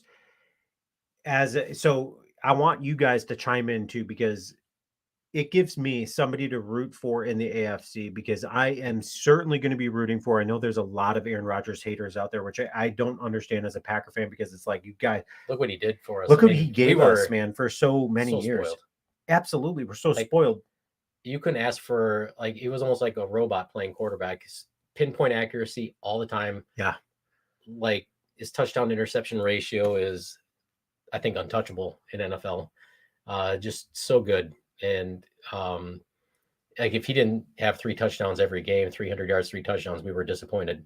Yeah. That's how spoiled we were with Aaron Rodgers. Just Dude, once in a Aaron lifetime Rodgers. quarterback. Yeah, he wore his welcome though, because like The drama. your point earlier about Brett Favre of just like, okay, is this dude is he going to retire this year? Is he not going to retire? Like he kept stringing the Packers along. Yep. Aaron Rodgers was going to do the same thing. Yep. He's kind of been doing the same thing with the Jets, but on a lesser level. He says he's going to be there for the next 2 years.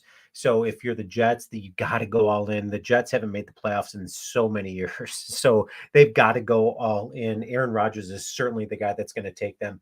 Broncos pick is in. So we're going to get back to the Aaron Rodgers talk and the Jets, because I really want to talk about that. Yeah. Broncos pick is in. Here's the thing. I think they're going to go Bo Nix. Yeah. They have to. They lost their quarterback. They go Bo Nix, but Bo Nix is one of those developmental type quarterbacks, I think, as well. Yep. So whether they take that or not, because here's the funny thing is, I'm not sure about all the particulars with the Russell Wilson contract, but they are certainly handcuffed to his contract for the next couple of years. I found that really funny. Yeah. I'm not a Russell Wilson fan. He's just too weird. But yeah, I can't say that I was real disappointed to see him fail in Denver. Yeah.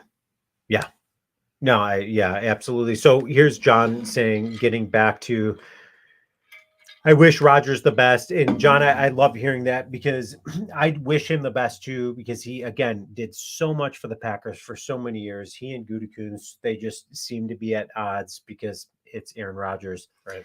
Aaron Rodgers is a difficult dude to get along with. So what better place for him to go to than the Jets? And honestly, I thought after this season, I thought he was going to be a Minnesota Viking. I thought he was going to follow in the steps of Brett Favre. That'd be so bad. So I thought he was going to be a Viking. I'm glad that didn't work Can out you that way. imagine him I don't think he throwing wanted to to do Addison? that.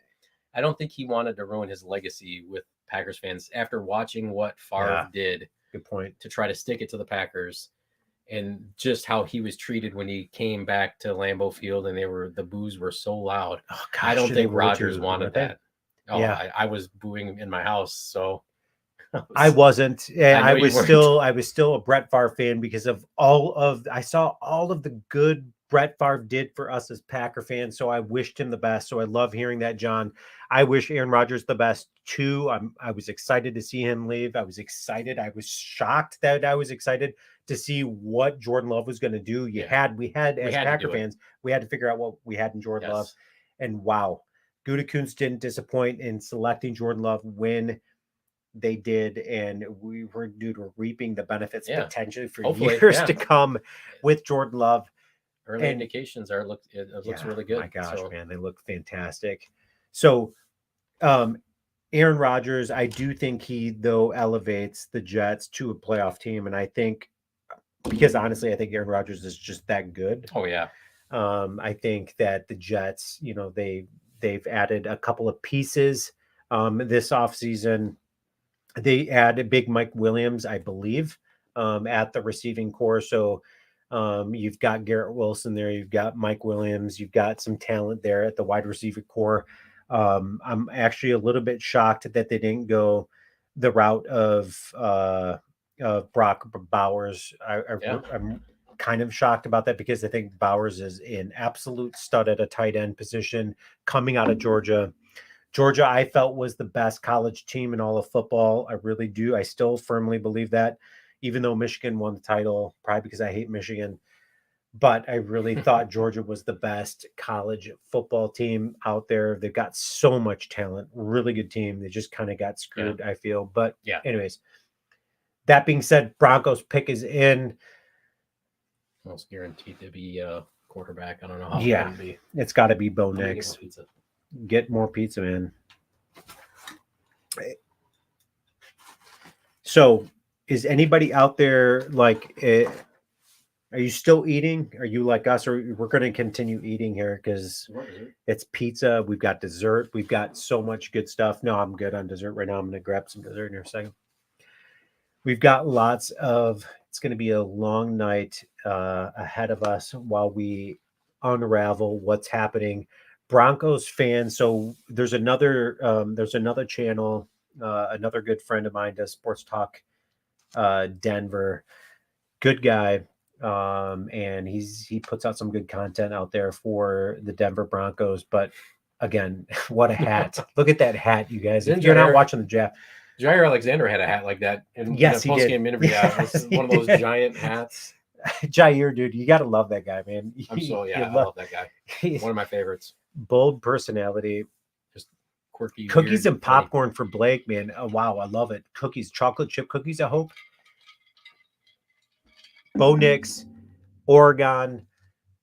Not shocked with that pick. Again, another project quarterback there, but Bo Nix, he's got to be super excited because that's a good, talented Denver Broncos team. That's almost like you can almost plug and play a quarterback there. He's just not quite ready yet. So, yeah, right. But cookies and popcorn for Blake. Tell me, what type of cookies are you? Some of these comments. Baking with beans. J Love was so good last year. Can't wait to see him play again. Yeah, I think 23, my favorite. Yep. I think a lot of people are excited to watch Jordan Love this year. Yeah, I mean, super excited to watch Jordan Love. Iggy B. That's a good question. What do you think the Packers? So, what do you think the Packers should do defensively, or should get defensively? We've kind of been talking about it. We've been talking about it. It's going to be DB help, defensive back, or I mean, D line's not out of the question. There's some good edge players that are still shockingly still there. Like we haven't seen a defensive player taken yet. Yeah. So the edge from Penn State. Man, there's a lot of good edge players. There's some good cornerbacks available, defensive linemen. Yeah. I mean, with the Packers kind of transitioning to a 4-3 defense, there's a lot of needs there, I think. Yeah. So John Sanders says, I just woke up. Pack pick yet? They have not picked yet. There's been a lot that has transpired in the NFC North. Bears just got better. As a whole, they got better. And to nobody's surprise, Roma Odunze is who they take with the second pick. So Minnesota Vikings get their quarterback in JJ McCarthy. That was the guy they wanted all along. Yep. That is, they ended up getting him, whether we like it or not. Think it's a good move or not. But John, just waking up, man. Do you work like an off shift, or how does that work? And then also panned cookies for Blake. Love it. I've got some panned cookies here. I say that the Raiders pick is in too. So Raiders pick is in. There was talk of quarterbacks available for them. Right there, man. I'm super pumped about these. Wow, these look ridiculous. Talk of the Raiders going after a quarterback as well, right? Yeah, potentially. Yeah. But like I said, no defensive players have been taken yet. So if you're a Raiders fan, like what do you? You've got such a they were hoping to take Michael Penix Jr., but to everybody's shock and surprise, the Atlanta Falcons take Penix Jr. So I think that was kind of where the player that the Raiders were targeting. Okay, but we'll see. So John says he's been watching us for a while. Oh, does that mean today or? He's been watching us for a while. I'm so sorry. Those are the ones that I am eating. Love it, Blake. Yeah, no, man. These are going to be. I cannot wait to dive into these here in a second. Raiders pick is in. Man, so Devontae Adams leaving, going to the Raiders. Like, how did you feel about that? How did you guys feel about that as Packer fans? Like Devontae Adams leaving and doing what he did. I was shocked when it happened because look at that. Brock Bowers, Raiders. Wow. Well, I mean, it doesn't need. It is a need. It is absolutely a need, and they get the best tight end in the draft. Brock Bowers. The dude is a wide receiver. Yeah, really. In a tight end's body. The dude is super good. He is going to be a heck of a tight end in this league. I mean, we've got our tight end in Luke Musgrave. We've got a guy that can stretch the field. Tucker Kraft, man, you can't sleep on that guy. That dude is like one of my faves. Tucker Kraft. I'm reading through some of your comments. I think that yeah, the You potential for should go to the same barber. the yeah, We do. And in fact, it was inherited genetics. from great genetics. Absolutely. But yeah, tight ends. I mean, Packers tight ends. We could talk about Bowers if you want a little bit, but I'm excited about the Packers tight ends this year. Oh my gosh, The man. duo Yeah. of Tucker Kraft and Luke Musgrave has got me more excited at the tight end position than ever. And then even going back to, like I talked about Jermichael Finley earlier, we had the potential to be like a really amazing tight end. And that unfortunate neck injury that he had, I mean, Oh my gosh, dude. he was so fun to watch, dominant, kind of just would muscle people around and throw them around. And huge target, man. but I think the future is really, really bright on the Packers offensive side of the ball with, especially with those two tight ends. Absolutely. A lot of the different packages that they can run. Yeah. So I'm excited about that. Here's the thing with Luke Musgrave. When you start talking about Luke Musgrave and his, even he's got some injury issues. He had some injury issues in college. And he obviously had, that spleen. Was it spleen? Yep. Injury last season. So, I mean, again, can't avoid some of that stuff. So you got a guy like Tucker Kraft that can step in there. So JC Latham, sorry, he's from Oak Creek, Wisconsin. Where is that? Oak Creek. Howard commented to that. Long-time Milwaukee native, Howard Ball. Long-time Milwaukee. So the guy that's on here right now, Howard Ball. He is you may know him. He set some records for wrestling at, yeah. Thanks for tuning in, Howard. Big time wrestler there in the suburbs of Milwaukee and West Dallas, man. So look him up because he's got some records out there from wrestling. Put the high school in the chat. I can't remember the high school. Yeah, what's the high school you went to, Howard? I'm curious. Set some records there, overtaken by a nephew of his on the wrestling front. So Aaron Hartman liked it. Perfect. Okay. Jacobs and Dillon, Iggy B. Yeah, I think that could be a potential good duo. They're kind of similar bodied backs. Jacobs obviously more dynamic, better pass catcher.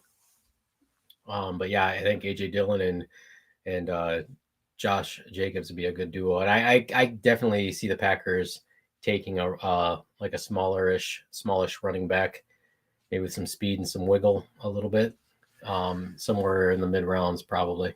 Yeah, no, I can see that. So you've got Cal chiming in here saying that he likes Tucker Kraft way better than Luke Musgrave when it comes down to the all-around game, which blocking, tight end. Yeah.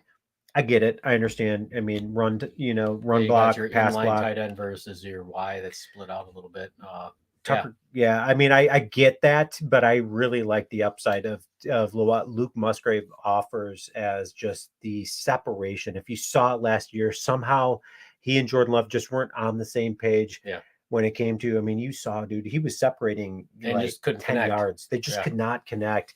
But that will change with time. Yeah, it is going to change with time for sure. I'm sure they're going to correct that this offseason because you've got there was times where there was 10-yard separation and then just the only thing between him and the end zone was the end zone. So it's just like, oh my gosh, man, we missed out on some stuff. I'm excited to see both of them playing together way more often than we did last year. So I think you especially Tucker Kraft could be sneaky. He'd be in line tight end, set up the block, do a lot of the things that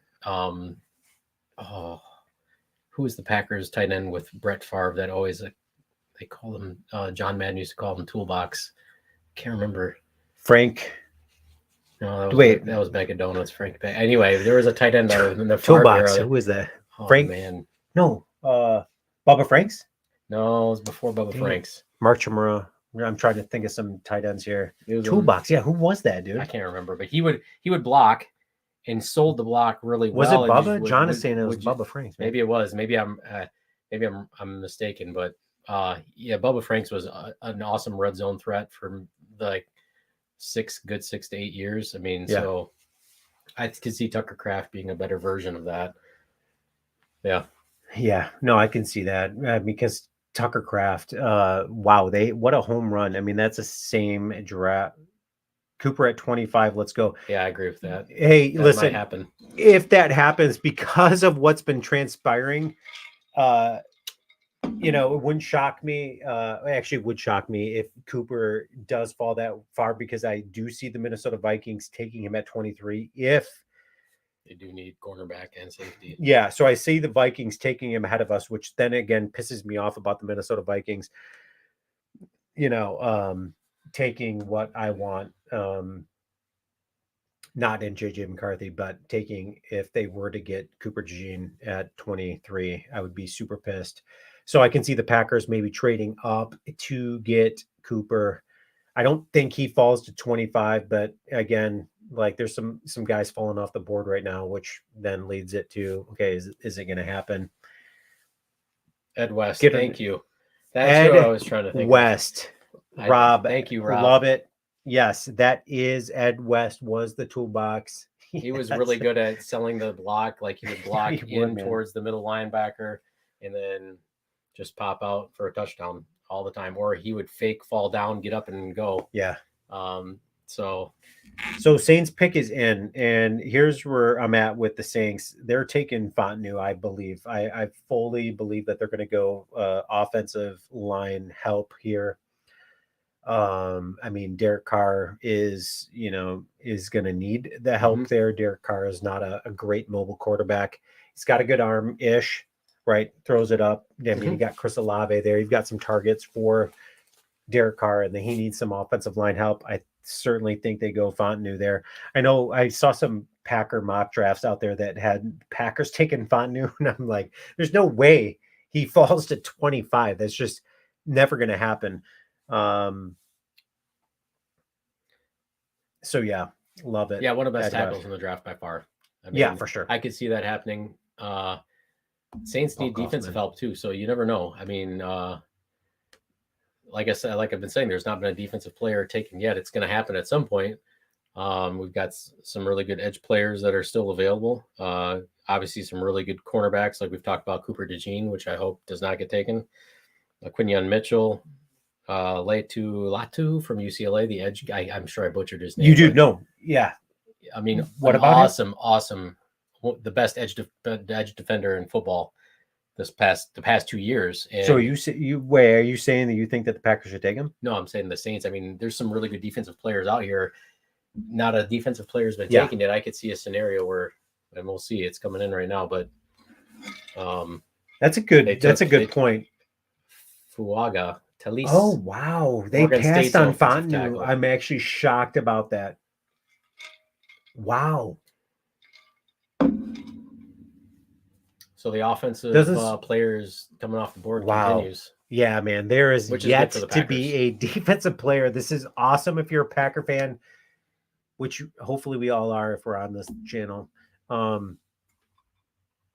Don't forget Favre's ace, Mark Chimura. Yes, Mark Chimura was a great tight end. When we start talking about good tight ends, and somebody's saying Shannon, let's see here. Shannon Sharp wasn't as good as Sterling. 100% agree with you.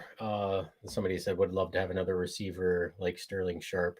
My gosh, man, wouldn't you love to have another receiver like Sterling Sharp? And that's a sad one too, because his career trajectory, he was on pace to match a lot of the stats that Jerry Rice had. And I'm not saying that he was on the same level, but as far as receptions, yards, touchdowns, he was on the same pace as Jerry Rice.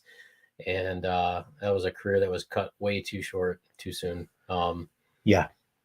One of my favorite players ever as a Packer fan. Oh my gosh, yeah. Sterling Sharp, man. Again, hating the Detroit Lions growing up. We are on pick 15. It's the Indianapolis Colts are on the board right now. And I think they're going to go Defensive back. defensive line or defensive tackle. I'm going to say defensive back. You're saying defensive back. I'm saying the Indianapolis Colts are going to go Byron Murphy. That's why I have him taking out of Texas. I'll say Quinion Mitchell. Okay, Quinion Mitchell. Wow. I really hope it's not Quinion Mitchell because I somehow hope he falls to the Packers. That would be something. Or the Packers trade up for him. That's another guy that I would love the Packers to trade up for is Quinion Mitchell.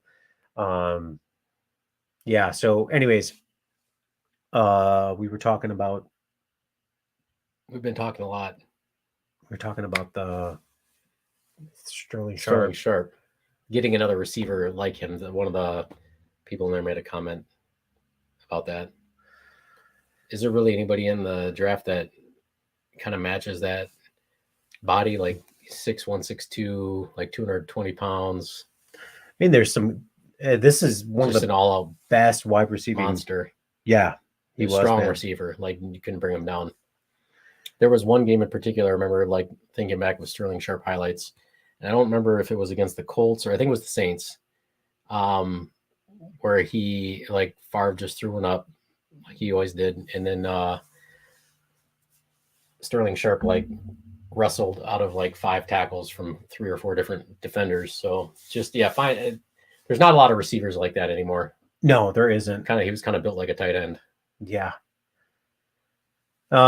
Greg Josephs had the Packers picked yet. They have not picked yet. We are only on pick 15. Packers pick at 25, but the Packers may trade up. Here's the thing. I see the Packers potentially trading up with Seattle at pick 16. So stay tuned. That is a possibility. That is a possibility, dude. Yeah. I see potentially. But here's the thing. There's been so many offensive players gone yet to be a defensive player. So I can see the Packers being like, okay, maybe we need to sit tight a sec. We don't have to trade as high up as pick 16 and maybe get the guy. Yeah. Because there's even Troy Fontenot who's still out on the board right now, which I'm shocked that he's still around. So I think the Colts go defense here. So here's the thing. I want to give out some Sports Talk Wisconsin swag. You know what I'm saying? Trivia time, huh? Yeah. There we go. So trivia time. So I will send a shirt to the first person to guess and first person to put up in the comments there who the all-time leading Packer receiver is. So let's see who and I'll mail you the shirt or whatever. Yes, no need to make a move yet.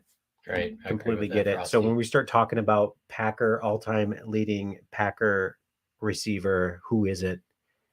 Jordy Nelson. Blake says Jordy Nelson.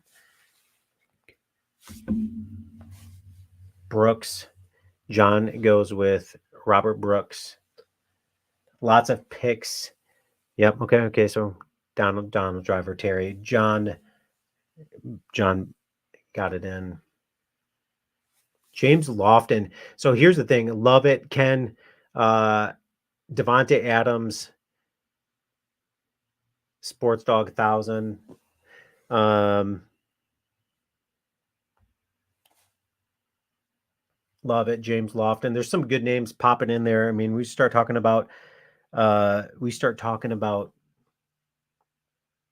the Packer wide receivers out there. You've got talking statistically, right?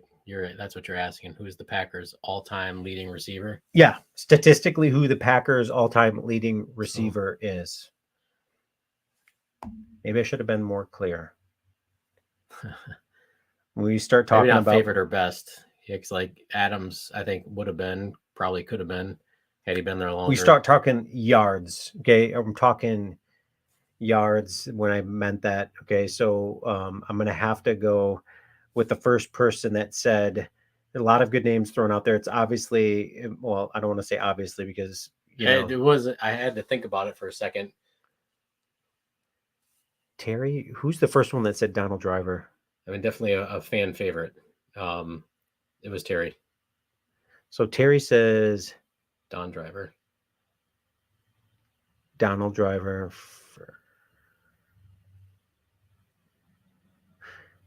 Okay. All right. John, you're gonna get some swag.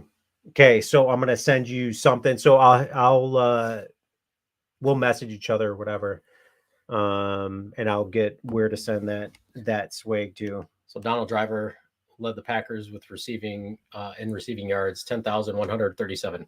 Yeah, I should have probably I been knew more that off clear the with top of that. my head. Did you really? Yes. No, I did not. Jordy is correct. Look at Howard saying Jordy is correct. Jordy Nelson, Don Hudson, Donald Driver. Yeah, it's Donald Driver. a fun player to watch. Always had like that winning smile, like always smiling, laughing. Love it, Cal. Yes, Brian. So that's a great point. Brian Thomas is the dude that is a lot like Devontae Adams. There's your first defensive player taken. First defensive player taken. How do you say it? Laiatu Latu. Thank you. Laiatu Latu out of UCLA. The dude is an absolute beast. And so I did a video on Laiatu Latu, and I think a lot of people were just like, nah, man, I don't want that. Well, you got the medical risk. Yeah, the medical risk. Yes. And yes, doctors said, hey, listen, this guy needs to retire. And you know, a guy that is he's a man amongst boys, 6'5", 260 pounds. Yeah, look at the size of this guy. A freak. He's fast. He can really, as if he's going to play your edge, he's going to get after the quarterback. I think he's one of those kind of guys that you can kind of move all around. A lot like what Zadarius Smith used to be for us. You could play him on the edge, but then on third downs, third and long, you send him up the middle. Oh my gosh! Inside. Yeah, seriously. So obviously, we started his career out with the Huskies, and then had that neck injury. Doctors were just like, "Hey, listen, you've got to retire." So he does, then transfers over to the UCLA, to where you see his career and what. But it's almost like, is it a ticking time bomb with Laiatu Latu? Is that dude going to like? It's, I don't know. That's a huge risk for me, a risk pick to take him this early. Yeah. But in the same sense, like, it's a no-brainer because he's so good. Yeah, talented kid. Look at all the athletic ability in the world. Just that injury history that is a career ender. Yeah. It's a big risk on a high pick like that. But I understand the reasoning behind it. He's been the most dominant pass rusher in college football for the last 2 years. So yeah. No, it's a good pick. Great pick. Seattle's on the clock right now, and then Seattle is one of those teams that the Packers. Cooper DeJean. I can see this happening. The Packers could be trading up right now.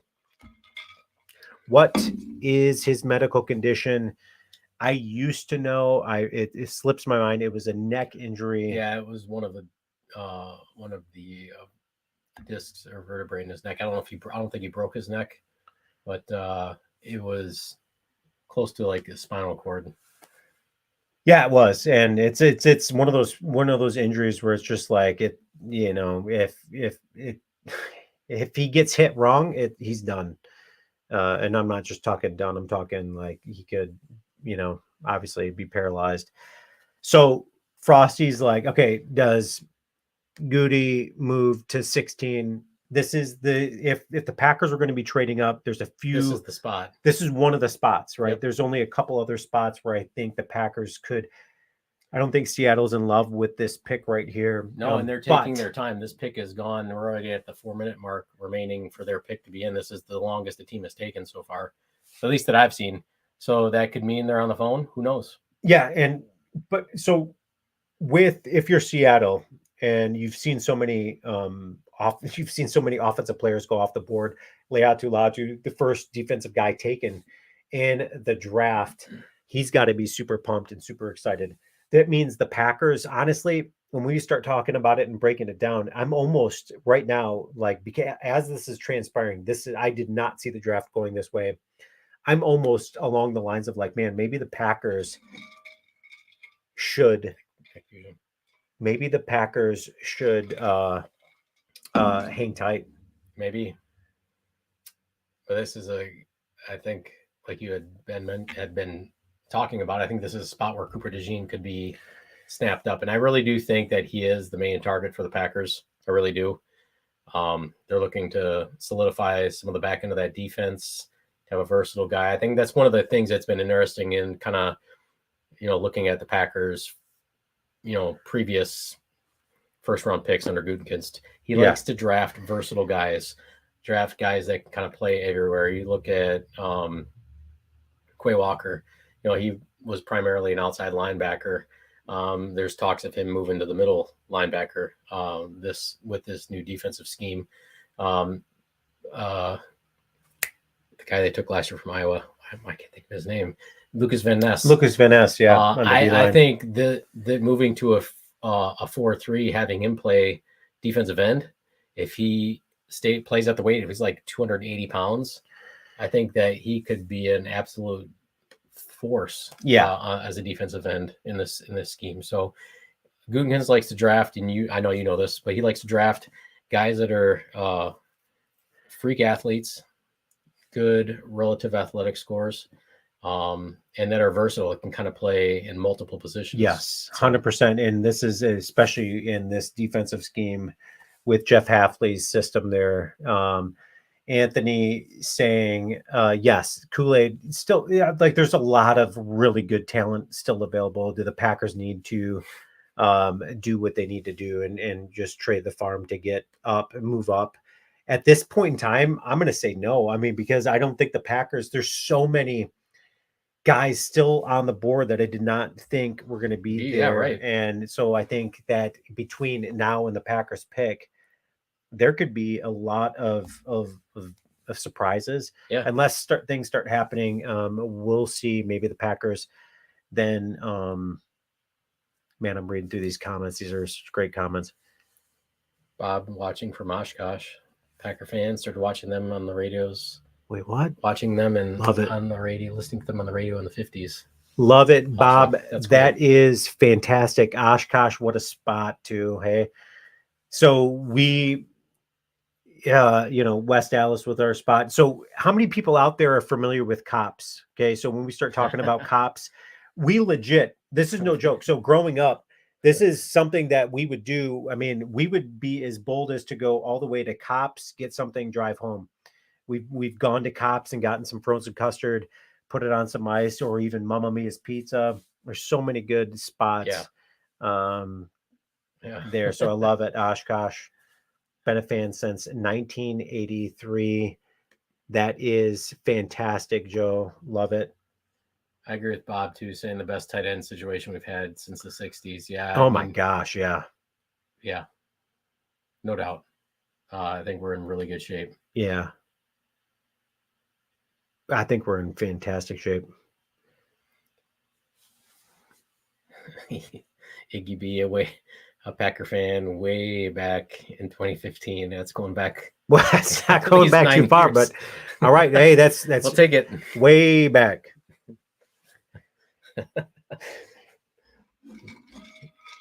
Cops. Oh man. Rocky Rococo. Yeah. Forgot about that.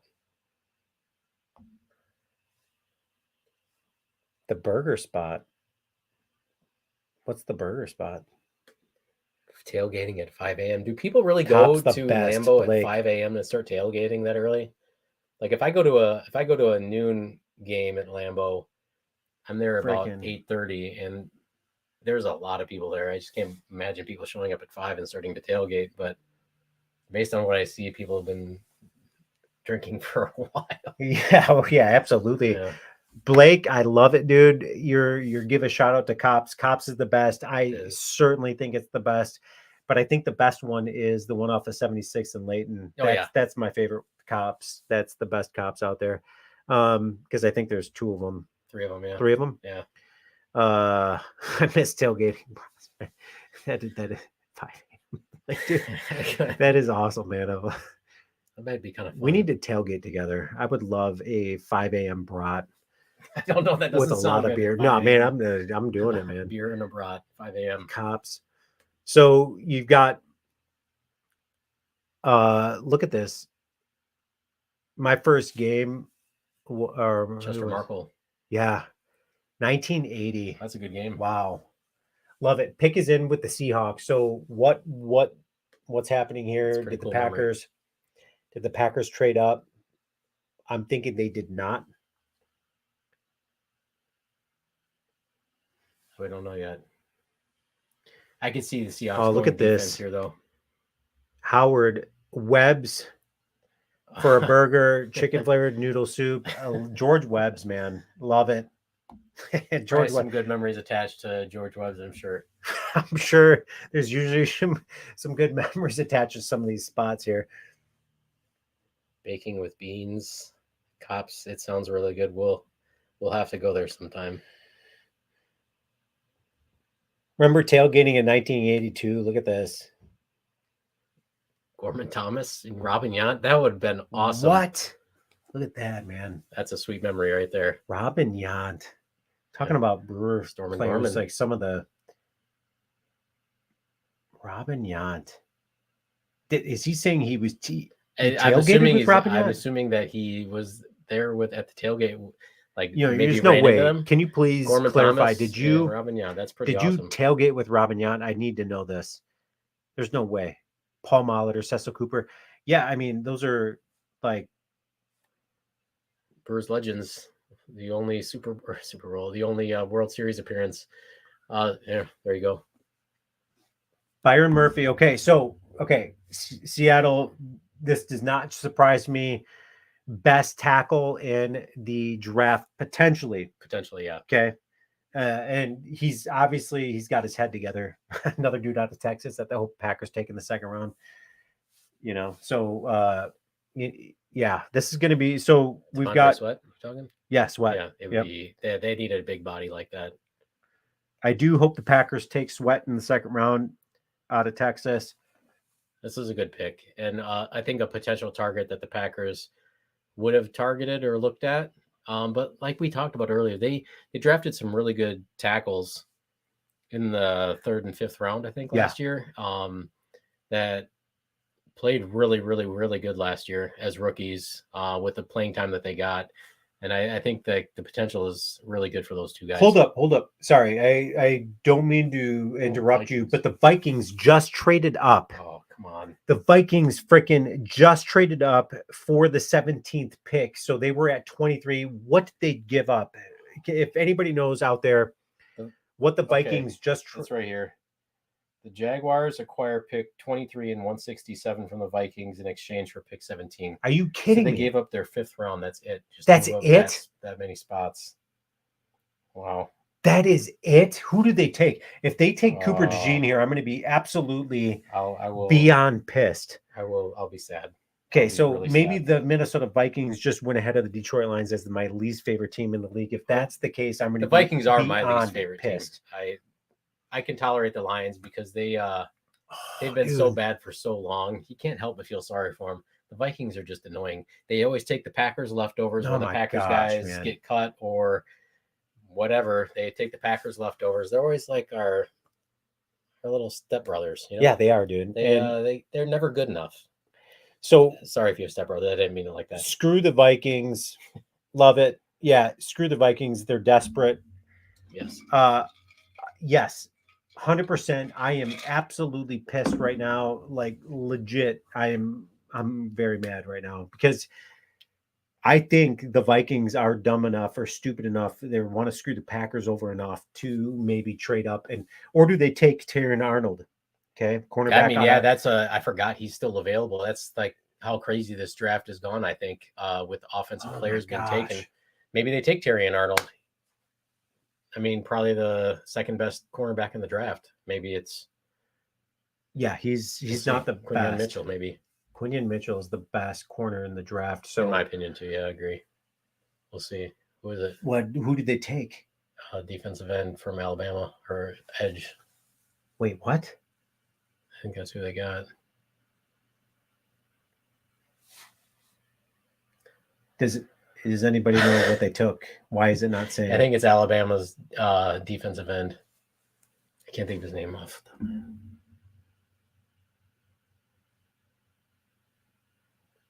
Dallas Turner. Yeah, Dallas Turner. He goes, yeah, okay. So if you're the Vikings, yeah, that's a pick right there. Wow, they took Turner. Love it, Cal. Thanks. Defensive help. We've talked about reading that. We talked about how they need defensive help.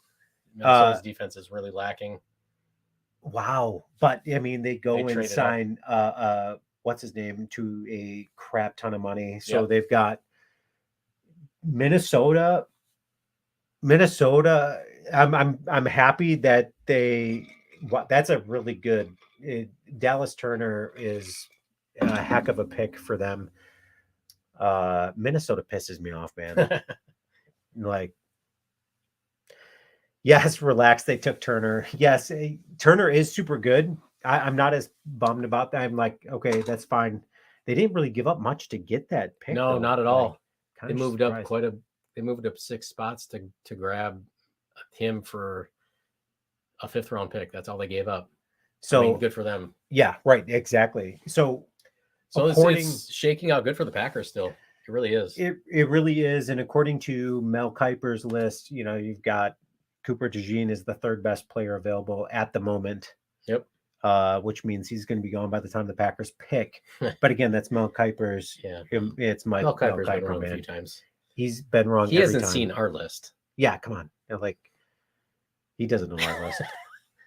Relax. They took Turner. I love that. Dude, I was pissed.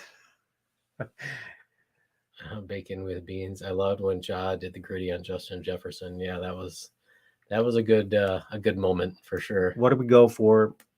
I mean, you've got to go. I mean, it's either. I mean, honestly, right now there's so many offensive linemen falling to the Packers, but at the same time, they go Cooper DeJean if he's there. I think that he's not going to defensive back, whether it be Cooper DeJean or one of these top tier cornerbacks. Yeah. I think that you almost have to go defensive back. Offensive linemen, there's many that have fallen to them.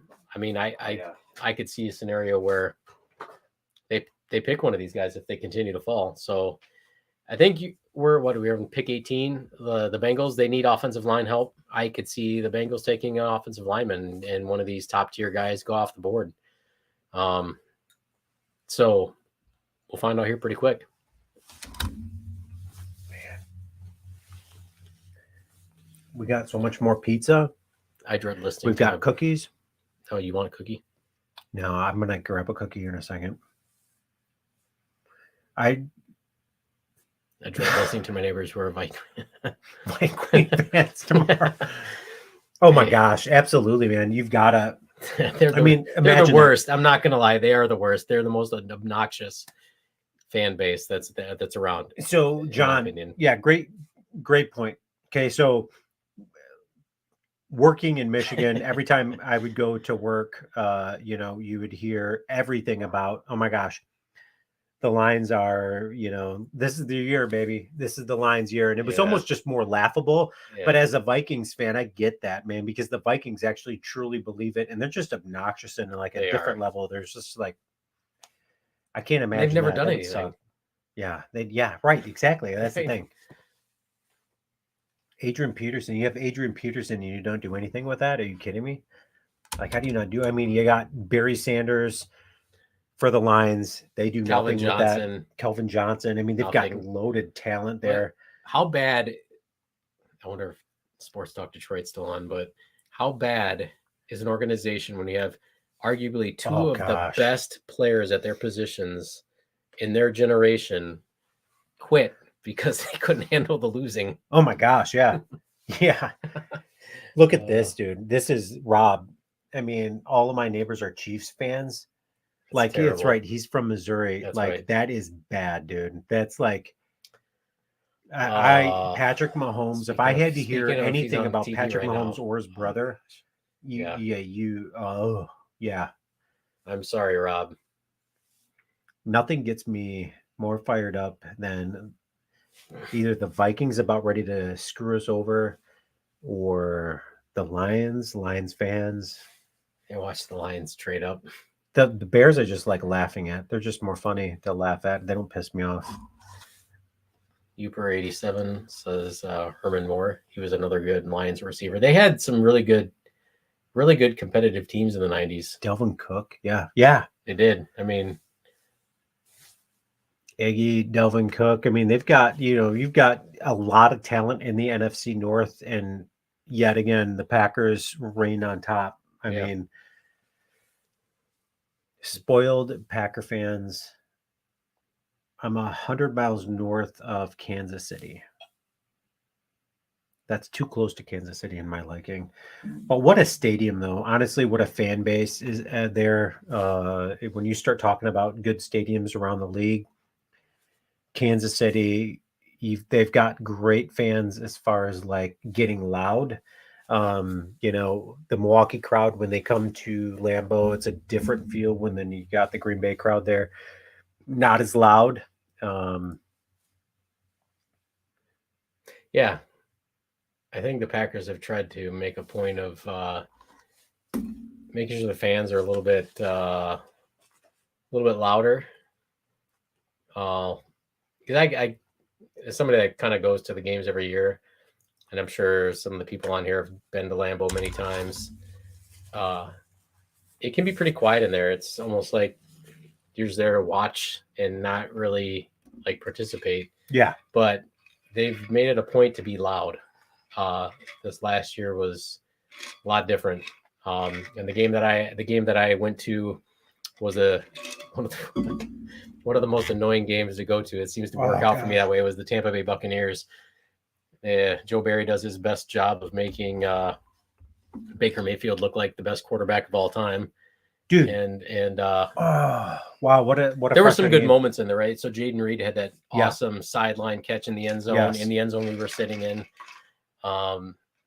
So there were some cool moments that we definitely got to see. But yeah, Lambeau's got to be. But man, Joe Barry, louder. I love it though, because you start talking about Joe Barry and this string of games there that happened. So I mean, he made Baker Mayfield look. I mean, well, thank you. Baker Mayfield needs to send maybe a percentage of his royalties to Green Bay, because Baker Mayfield did have a great season overall, but Packers really made him look better than reality. I mean, that whole division did really. That division's terrible. Yeah. He went on a run where he was making every quarterback we were playing against look like the absolute best quarterback out there. Love it. My in-laws are Chiefs fans. Wichita. Wow, Wichita, man. There's nothing to do in Kansas, I don't think. Barry Sanders is one of the best and most exciting lines of all time. Yeah, definitely was. Yeah, as a Packers fan, you hated him because he was so hard to stop. But yeah, we had that one game in the playoffs where we held Barry Sanders to negative. Yes, do you remember that, man? I remember that game just like it was yesterday. So awesome. Oh gosh, man, that was such a great game. -1 for Barry. All right, here we go. Bengals picking. Let's see who they take. I'm saying offensive. They're taking offensive line, guarantee it. Mims. There you go. Wow. Mims is off the board. That is a guy that the Packers were pegged to take. He's a monster. He is a monster. He's off the board. That's good for the Bengals, right? Protect Joe Burrow. Yeah. He's been under a lot of pressure the last several years. I think that to the detriment of the team, right? They've had some really good teams. Offensive line has been the weak spot for that team. And I think this is a good pick. Strengthens them, makes them a tougher group. So I like this pick for them. 6'8", 340 pounds. How would you like to meet that dude in an alley? I mean, look, some of these highlights that they're showing are just pushing guys around like they're nothing. Absolute monsters. When you're a good 6 inches and 100 pounds heavier than everybody else, I mean, it makes it pretty easy. But Georgia product. Georgia's just loaded on both sides of the ball. And the thing about the knock on him was that he only started 8 or 9 games in his career. Yeah. So it's still kind of a relative unknown. So this is a projected pick, right? You're projecting on talent and potential, right? So good pick though. Yeah, it's a great pick, dude. But there's still a lot of good offensive linemen on the board. If Love Green it. Bay chooses to go that direction. Bob says, "Yep, I remember Cops." Going back to the Cops thing, man. What a wait. It's Cops with, isn't it KOPPS? Is that still the same? Okay. Are you talking about Cops, the restaurant? Yeah, I'm sure of it. The Yeah, game Cops. Colin Kaepernick torched us in Lambeau Field in one of the I almost went to that game. Yeah, that was a tough one to watch. There's so many playoff games where the defense just failed us during the Rodgers years and that's one of them that sticks out to me. So yeah, man.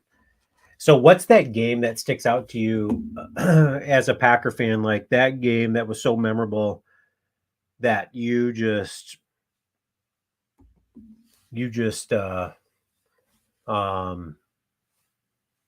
whether loved it, hated it, whatever, that game that's you just really stood out to you. For me, it was when we played the Bears. It was Halloween night. It was like a monsoon. It was all mud. Yep, it was all mud. Yeah, complete mud bowl. Loved that game. Of course, I loved Halloween back in that day as well. But what a game that was, man! Packers just beat up on the Bears. Loved it. 2007 Ice Bowl too. Yeah. Yeah. I'm assuming Drizzle Beaches is talking about the last game of Brett Favre's career in Green Bay. Yeah. That was a good game and just that was a gut punch. Fog Bowl. When was the Fog Bowl? Through that. I was thinking the same thing. Okay. So, okay.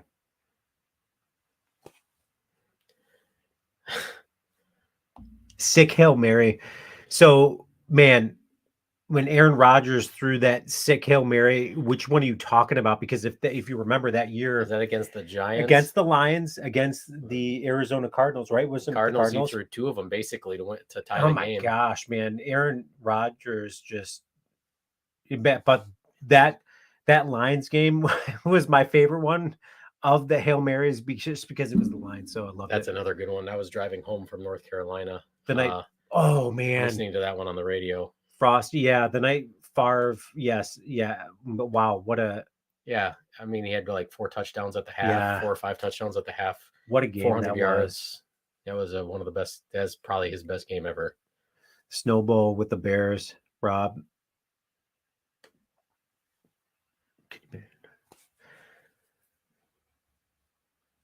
Yeah, I mean, yeah, if we can get not Tucker Kraft, Luke Musgrave to turn into a competent blocker, which I think the potential's there. Using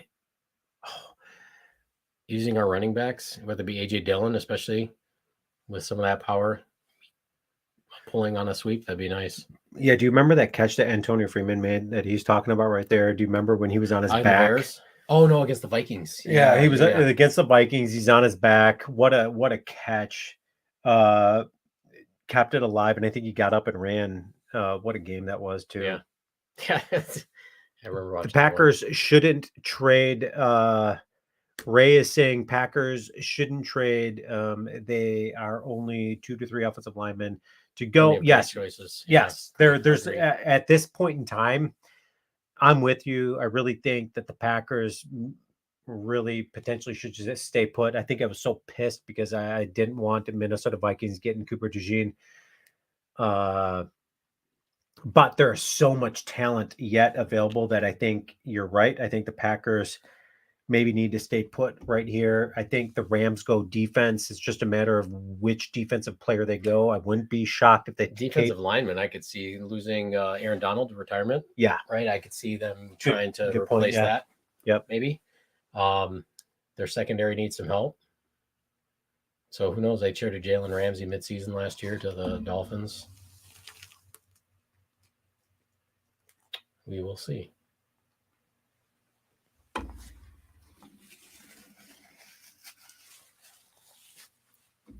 Pick is in.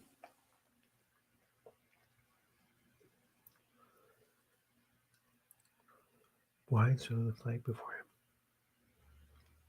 Lions. Yeah, Jared Verse, edge defender.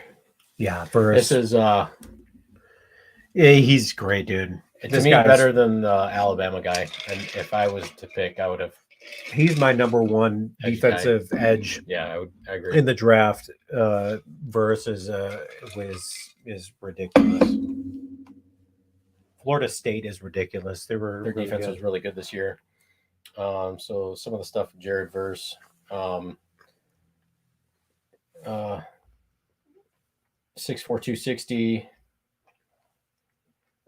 but just the knock on him was his short arms apparently. But how much of that really matters when you're playing off the edge and you're basically playing with speed and power. I guess to disengage off of blocks, right? That could be a problem. But if you have good bend, you can get under the lineman's arms. I don't think it matters a whole lot how long your arms are. But yeah, man, first good pick. So if you're Pittsburgh Steelers right now, how do you not take Fontenot with this pick? Because they need offensive line help. Yeah, you've got a Pittsburgh Steeler team now with. Watch them take Graham Barton. Yeah, I mean they could either Fontenot or Barton. They're going to take one of the two. I feel with this pick. And I mean, you've got new quarterbacks there. When I say quarterbacks, you've obviously got the Bears trading Justin Fields to the Pittsburgh Steelers, which the Pittsburgh Steelers, funny enough, did not exercise that fifth-year option with Justin Fields. So I find that hilarious as a Packer fan, just hating on the Bears. It's funny to me that they already did not exercise that. Yeah. So. Where do already they go? realizing the failure and the bust that he is. Gave up a 6th-round pick for him, but hey, I mean, no, all we heard from Bears fans is they're at least getting a 1st-round pick and probably extras. Seriously, think about that. I mean, like it's all I heard from Bears fans was just like, yeah, absolutely, we're giving up. We're going to get another 1st-round pick for him. I'm like, oh my gosh, dream on. Are you kidding me? So bad. I actually, as a Packers fan, I hated to see Justin Fields go. One of those quarterbacks, if his first option wasn't there. Yeah. Let's run or just throw it away. So I hated to see him leave. Which I'm hoping Caleb Williams is that next dude. Maybe. Because he hangs onto the ball way too long. They have a terrible offensive line. So unless they address that in the draft, and they've only got 4 picks to do it. Well, 2 now. So they've only got 2 more picks, and I think it's in the 4th round. I don't see the Bears improving that offensive line too much more than what they do, which means Caleb Williams, if we draft defense, we go defensive heavy. We're putting a whole lot of pressure on Caleb Williams to force throws. Yeah, I do see the Packers probably going heavy on the defense in this draft again, not just in the 1st round. I think in where they got 5 top 100 picks. I think they need linebacker. I would bet 4 of their 5 are defense. Yeah, be my guess. They're going to need a running back. They're going to need linebacker help. They're going to need defensive back, offensive line. I kind of like your idea of Tavondre Sweat. What is he, like 350 pounds? He's a giant. He's like 6'5", 350. He's a huge man. He's not like a penetrator, but he can plug the middle. He's a good run stopper. Because then you're talking about is the best run stopper in the draft. Oh yeah. And so the Packers, like, they have to re-up Kenny Clark. Yeah. Or let him walk. I don't see that happening. He's a really good nose tackle. But I don't know. I'm drawing a blank. With what? The Packers, big run stuffer guy. He was actually converted offensive lineman from Florida. This is his 3rd year. Oh, somebody help me. Currently on the team? Yeah, he's on the team. I can't think of his number. 90. It's gonna bug me. Oh, come on. Yeah, no, I know who you're talking about. This is I his can't think of the name too. So he's up for a contract. He was a 5th-round pick out of Florida, and he played offensive line. I don't know why I remember. Anybody all those know the details. name out there? I'm terrible with names, so I suck at names. But anyway, he's their really only big body guy. It's not Devontae Wyatt. He's out of Georgia. Yeah, this guy was out of Florida. I'm gonna look this up. Why can't we think of that? Yeah, who is it? But I could see Tavondre Sweat being a pick in the 2nd, 3rd round for somebody. Yeah, because they're gonna need run stopping help. yeah, Sweat is going to be, yeah, and that's the thing is Jeff Halfley is like, hey, listen, we're going to create some chaos at the line of scrimmage. What better way to do that with a guy like Sweat? Yeah, I mean, in my opinion, best run stopper in the draft. I would love them to take him in the second round. He's certainly going to fall to the second round, especially with all of his trouble with the law. yeah. I think that, yeah, wouldn't surprise me. The Vikings traded up number 5 to Zach. TJ Slayton. I don't know why I couldn't think of that. Oh, Slayton. Yeah. Slayton. Oh my gosh. And I like him. I think he's got a lot of potential. Slayton, yeah. But like some of the conversations that I've been articles and conversations I've been hearing and reading is that maybe they don't re-up him. He's not done a whole lot, but he's had flashes. I think that TJ Slayton's one of those guys that they could. I'm good, thank you. That they could potentially let walk. And so, outside of him, what other big bodies do the Packers really have? They really don't. I mean, that's the thing. Your next biggest guy is Kenny Clark, and he's not that big. Right. So they're talking about Pittsburgh Steelers right now. They're talking about Justin Fields, talking about Russell Wilson. I don't have the volume up, but they're probably talking, hey, we need offensive line help. That's certainly, you're laughing because you see Justin Fields up there. I do. It makes me happy. And it makes me happy too, as he's wearing a Bears uniform, unfortunately. Still not wearing that Bears uniform. So you've got Pittsburgh Steelers pick is in, and it's been in for quite some time, but for whatever reason they're not announcing the pick. It's got to be offensive line, in my opinion, and it's going to be Fontenot. I don't see how it's not, but man, if they take, I mean, there's a lot of directions. There's so many good offensive linemen on the draft and on the draft board yet that were projected to go a lot earlier, and they're still there. So to me, that's a no-brainer. I think that they take an offensive lineman. Yeah, say Graham Barton or one of the tackles that's left from Washington.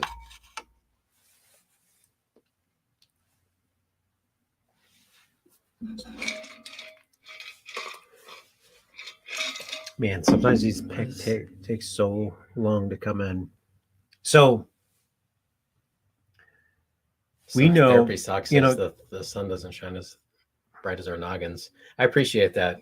Freshly shined before I came over. Did really? No. Oh. Yeah, no. We've got. Okay, so the pick is going to be in. I'm really not too concerned about this Pittsburgh Steeler pick. Yeah, I agree. Honestly, what are you talking about with that? What Uper 87 said? Yeah. Yeah, absolutely. Uper 87. Absolutely. I think that's actually how they use him there in Pittsburgh. That's the best way to use a guy like Justin Fields. I don't see him taking over a starting. A lot of people are hating on Russell Wilson, saying that he is just way overrated. He's not a good quarterback. He was just in a good system. Of course, he was in a good system there in Seattle, but yeah, I do think he's a good quarterback. Oh, for sure. Yeah, I don't think that I think he will do just fine in Pittsburgh. Now, they don't have an offensive-minded coach there, but in my opinion, the best coach in football. Troy Fautanu. Oh, yeah. Fautanu's gone out of Washington. I can't believe he lasted this long. He's crying probably because he lasted this long. But he's got to be super excited. This is a guy that his ceiling is so high. So you've got Miami on the board next, and Miami, I think, goes defensive tackle. I really do. Yeah, I do too. They're projecting him at guard right now. So who knows? But oh wait, what? They announced him as a guard. But he's not a super tall player. He's one of those guys that says has got shorter arms, but like high effort and motor never quits. He's a high effort player, and you want to see that in your offensive linemen. They just play after the whistle, just a few extra shoves or hits after the whistle. That's you want that little bit of a nasty streak in your offensive lineman. Yeah, absolutely. Miami's on the clock. Miami's going to need some defensive help. I see them taking defensive line. Johnny Newton out of Illinois, defensive tackle. Again, wouldn't be shocked if they go a different route, but yeah, they need defensive help pretty bad, I think, too. Yeah, I agree. Miami is so when you start talking about Miami Dolphins, I mean, that's a good run offense. I mean, similar to what you see in Green Bay, similar to what you see with what you're, seeing out of San Francisco. Yeah. Just using, but when you start talking about Miami, they finished second last year behind Buffalo. Buffalo is one of those teams that's going to completely fall off the face of the earth. The Jets are going to move to the top in that division, I feel, because I think Buffalo takes a step back. I think Buffalo takes a massive step back. I think Miami takes a small step back. I think the Jets catapult themselves up to the top of that division. Obviously, New England adding that quarterback help is going to increase that in the division. But yeah, I think Goody trades down. Uper says he thinks Goody trades down. I've been hearing that. I would be a little shocked if Gutekunst trades down, just because. Let's see here. Man, I hope that Goody doesn't trade down. We do not need more picks. I think we have would we have 13 last year or 11, and we have 11 this year, and then he said he wouldn't mind 13 this year. I just crazy. Well, maybe he trades down in for next year in Green Bay. Maybe we just start adding a lot of picks for next year's draft. But because Barton is still there. There's so many guys that are still available right now for the Packers. You're talking about cornerbacks out there. You're talking DBs, all of that. There's a lot of really great talent. Dolphins about to draft a new babysitter. That's what I was laughing at earlier. Those children. I mean, that could be true. That would be something. That is awesome. That is funny. Yeah, I agree with John. Go ahead. I'm sorry. No, go ahead. This is yours. No, man. But trying to figure out what Gutekunst is going to do every draft. Yeah, good luck. I think he surprises everybody every draft. So what we think he's going to do, completely something different. So that's a good point. Yeah, he does. He does seem to kind of surprise a lot of people out there with who would have thought Quay Walker with the first of the 2 first-round picks that they had 2 years ago. Like I liked the pick. Great pick, dude. I thought it was a good pick. I mean, I think the potential for him to be a top-tier linebacker, probably one of the best in the NFL, is there. I think Quay Walker's a beast. Yeah. He's got that edge too, like you were talking about on the offensive line. You've got that with Quay Walker. Yep. You've got a guy that has some attitude out there. He steps over the line a few times when doing that, where he's cost us some penalties. Yep, Quay Walker does. He needs to get that mental game under control. But John brought up another good point. Pretty obvious why Gutekunst has the job, and we are here in a chat room. We can absolutely. Hey, listen, here's the thing. I'm not just going to throw this out there. You do know that Matt LaFleur has visited this channel, and I want to put that. No, I'm serious, dude. Really? Yeah, Matt LaFleur has been on this channel, so I do want to just put that out there. So maybe he is listening. Maybe he's like, you know what? Hey, you know what? We got some Brian. Good I don't have any. Brian, I've listened to Sports Talk Wisconsin, and I've looked at all of everybody's comments out there, and here's what I think we should do. Maybe that's the route he's taken. No, but literally, Matt has been on this channel. I think it's super awesome, which is way cool. Yeah, love the hoodie, dude. Oh yeah, I got this at Lambeau last year. Nice Packer Pro Shop. Yeah. That Great place to visit and spend way too much money. It's fun. I appreciate it. No, that's a great visual. What did Noah do? Oh, That's paired awesome. with an RP's mask. Yeah. Love it, man. Good comment, Noah.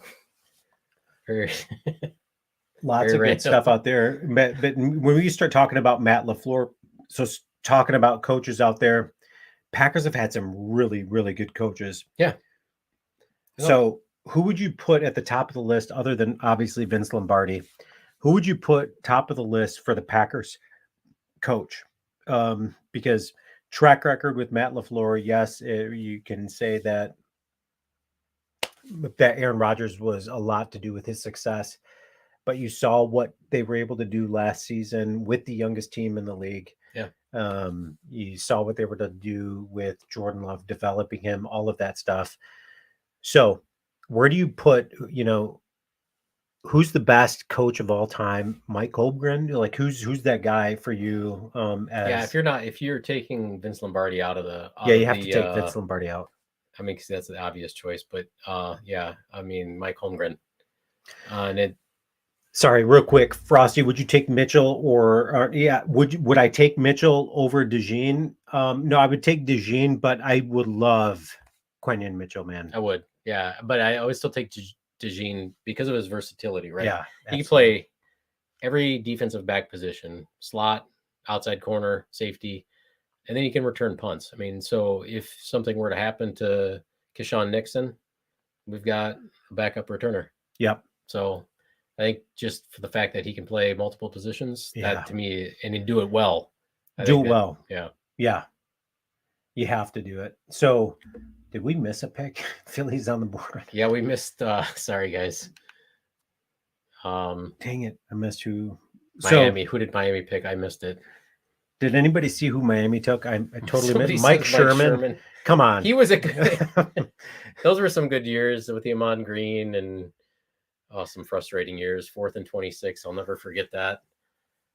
Gosh, gee, you remember that? That was so. That was. That lot. I mean, then Favre throws a wounded duck up for grabs on like second down as an interception. Oh man, classic Favre fashion. What a terrible game. Thanks for the memories on that one. Yeah, Mike Sherman. Wow. Miami took Chop Robinson. Oh, perfect. Thanks. We're another good edge guy. Another one that some people had mocked to the Packers, which would have been cool. Yeah, that would have been cool. Is a different body type than the Packers usually pick on their edge. They usually take like guys that are 6'4", 6'5", and about 270. He's a smaller, fast twitch type guy, and it would have brought a different dynamic to the Packers. So here you've got Philadelphia picking at 22, and they're actually slated to take Mitchell, a guy that I think the Packers would absolutely love and welcome. I want him. If we don't take Cooper DeJean, I do want Mitchell with our first pick. So Philadelphia is slated, I think, to take this guy. What's that? Maybe. I mean, I can see that. I can see offensive line losing Jason Kelce to retirement. Oh, yeah. I could see that too. But there's so many. I mean, offensive line and cornerback are still so deep because we had that run of quarterbacks, 6 quarterbacks taken in the first 12 picks, and he had 3 receivers, 2 offensive linemen, and then the last few picks have been 1 defensive tackle and 3 edge players. So you've got a lot of really talented cornerbacks, a lot of really talented linemen left in this draft. So I think either one of those positions are who's the Eagles are going to end up taking. Yeah. Sure. And they look pretty happy with their decision. So we'll see.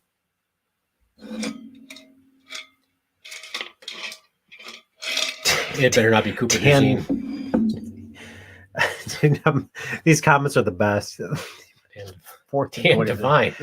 Yeah. Oh. Ray Rhodes. Didn't Ray Rhodes only last a year in Green Bay? Yes. That was terrible. That was season. not. I was in college when that happened.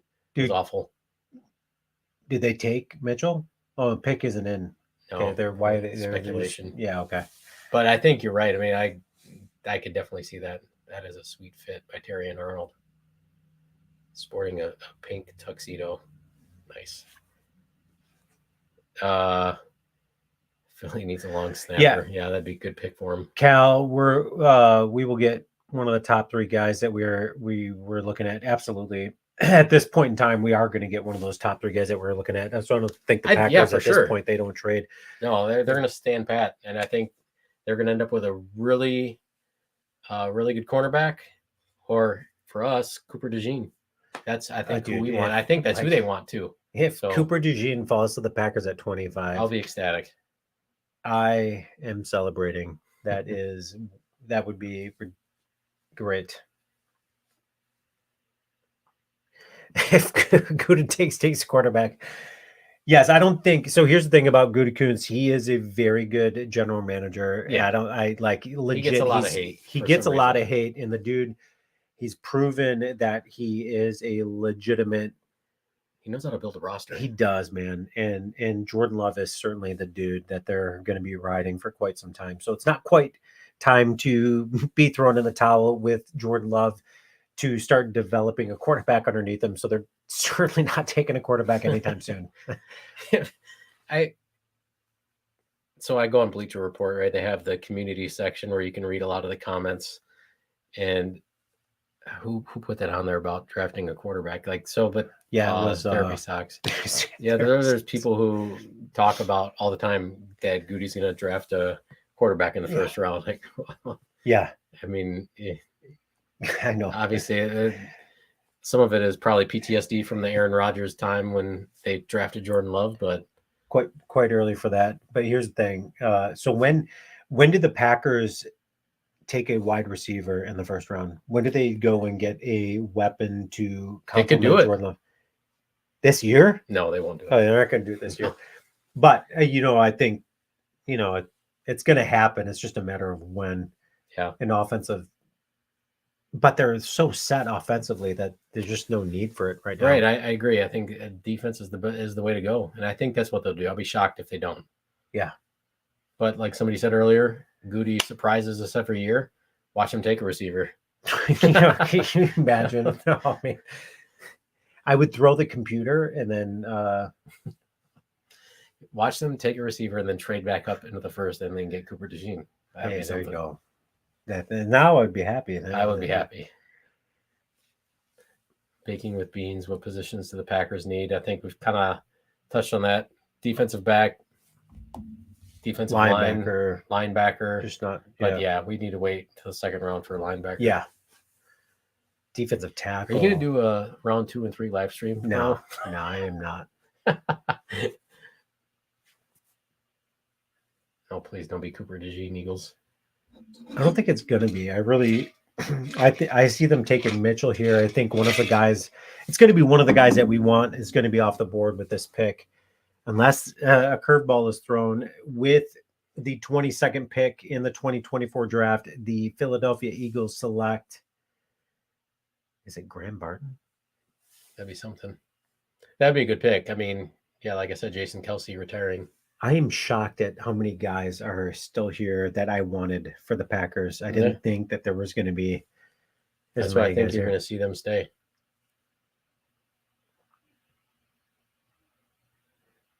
How long can you take to say with the 22nd pick?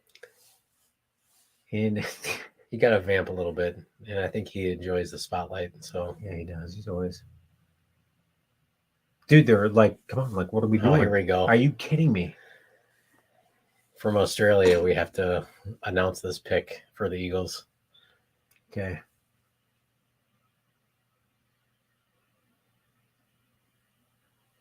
I kind of miss the good old days when it was just like Quinton Mitchell. There we go. Okay.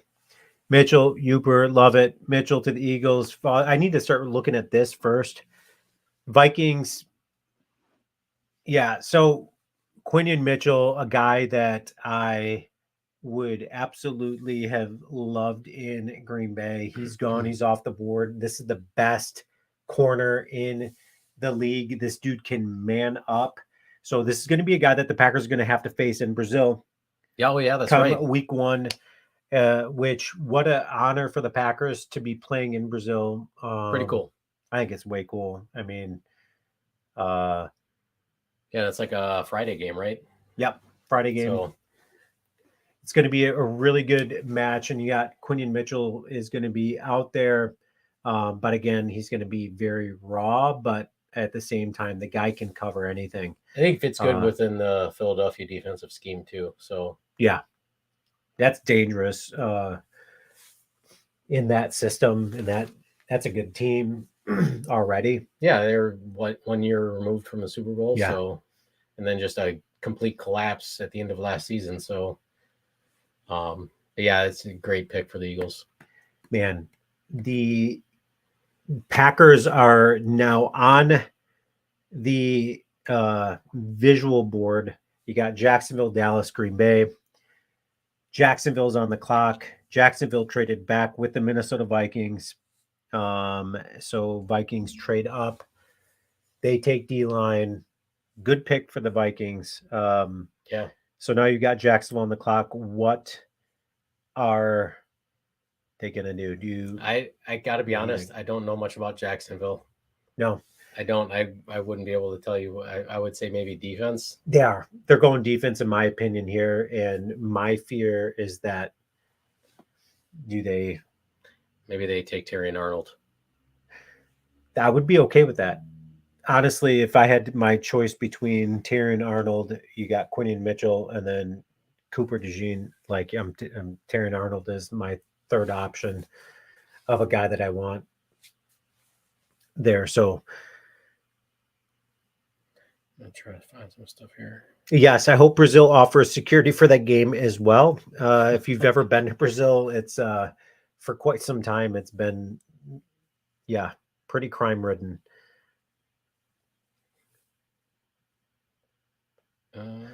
Victory highlighted by a 5 touchdown performance by Paul Hornung. Bob wrote that on December 12th, 1965. Second place Packers 9-3 met the first place 9-1 Baltimore Colts on the foggy day. Great writing there, Bob. Love it. 40-27 victory. Paul Hornung, 5 touchdowns. What a game. So Bob got to see some really awesome football, just like her dad. Yeah. Seeing the 60s Packers. Stuff that we will only read about, maybe watch highlights, but so cool Bob, stuff. I mean, you've seen a lot of great Packer football. What's been your favorite season of watching Packer football? Was it, like what era has been your favorite? Which decade? The 60s Lombardi era, the Favre era. Yeah, Rodgers era. Yeah, man, there's been such great football for us Packer fans, and then great football to continue with Jordan Love. Yeah. Under center. I love it. Maybe the Jaguars go wide receiver here. Really? I don't know. I'd be shocked. I think Jaguars go defense, but I agree. But there's still some really good receivers left. Adonai Mitchell, Brian Thomas. Geez, can you imagine if the Packers go Brian Thomas? I mean, dude, maybe they do go Brian Thomas and then get rid of Watson and trade back up into the first. Trade maybe one of their third-round picks. Wow, and Watson to move back into the first. Can you imagine? Would that be something? Speculation. It's fun. What would you like to see the Packers do? Throw out your comments. So at this point in time, what do you guys want the Packers to do? 70s and 80s were as bad as it gets for the Packers. Yeah. Yep. I just briefly remember the 80s, and Lynn Dickey was like the best of those 80s. And then Randy Wright was like whatever. Randy Wright was so bad. But that's what I remember. Like those are like my most earliest vivid memories of Packer football was Randy Wright. Terrible, terrible football. Ray Nitschke used to watch my dad sing in his band. Huh. Randy Wrong, yeah, exactly right. Randy Wrong. That's what Dad used to call him. Randy Wrong. Don Mikowski, yes, absolutely. Don Mikowski, wow, the Magic Man. Then Brett Favre takes over from Atlanta. Randy sucked. He did. He was so bad. Brian Thomas is gone. I see. Defense I could see a wide receiver. Wow, going. good call on that because I'm super pumped. Okay, because this is good. We know the Packers were going to take Brian Thomas out of LSU. What a big frame. Brian Thomas is a beast. And here's the thing. The Detroit Lions, I know we're hoping Brian Thomas fell to them at 28. So that makes me super happy to know that he's off the board. I don't want him. I don't want to face him. Again, just adding more depth. I know the Lions are going to be looking at either defensive back or wide receiver. But if Brian Thomas fell to them, they were certainly going to be going the route of Brian Thomas. So that makes me happy. Good. Yeah. This is getting crazy, man. This is getting nuts. Terry Arnold, Nate Wiggins. There's so many good defensive backs. For sure, the Packers are going to end up with one of them. I think the Lions are going to end up with one of them. Yeah, I forgot about that. Nate Wiggins is still on the board. Wow. And I think some of that is just because he's like super skinny, right? He's 6'1", 180 pounds, which is a huge drawback for a lot of NFL teams. So yeah, I could. Here's the Packers are completely fine and set. Honestly, I'm super pumped because if they're going Tyler Guyton, they're going to go so many routes at either. But Tyler Guyton is an offensive lineman I can see the Packers going after. Yes, yeah, but Dallas again, dude, I am super pumped right now because we are winding down. Dallas is on the clock. Dallas is going to go offensive line. They definitely need it. Yes, they need offensive line help, and they certainly are going to go offensive line help. I would be shocked if they don't. So I think you're going to. Burton is still on the. There are so many guys out there right now. There's a ton of good guys. So we'll see. Oh man, we'll see what tricks Gutekunst pulls out of his sleeves here. I don't know. He's like somebody said earlier, he surprises us every time. We are on pick 24. We're on 24. Dallas. So it's Dallas is on the clock right now. And here's the thing. You've got Dallas on the clock. They're going to go probably offensive line, which then you've got your choice. You've got your choice. If you're Green Bay, whoever they think their best player is for their team, yeah. Which Detroit Lions have got to be super pumped too right now because they're like, oh my gosh, we're going to be getting a defensive back, one of the best defensive backs in the draft that we did not peg or see at number 28. Yeah. So I'm pissed about that. But but if you're a Packer fan, this is like the best case scenario. The way this draft unfolded is beyond bizarre to me. I did not see the draft going this way. No, not at all. Early onset. I mean, it was just completely predictable. Yeah. But I think John wrote on there, Dallas will take somebody nobody expects. Like I could see Jerry Jones taking that speedster out of Texas that had the fastest 40 time at the combine. Yeah. So I could see that at 4.21. Yep. So I could see something like that. That's a good point. Frosty, that would be awesome if and he's done it before. He's moved back up into the first round. Maybe he packages some seriously if that is the case, and you're able to get hinted at that a little bit too. Not that he was necessarily going to move up again, but that he was that he had a lot of picks to move around. Oh my gosh, man, that would be awesome. That. Who do you think the Packers are going to pick? Cooper DeJean. It's going to be Cooper DeJean. I hope so. Defensive back from Iowa.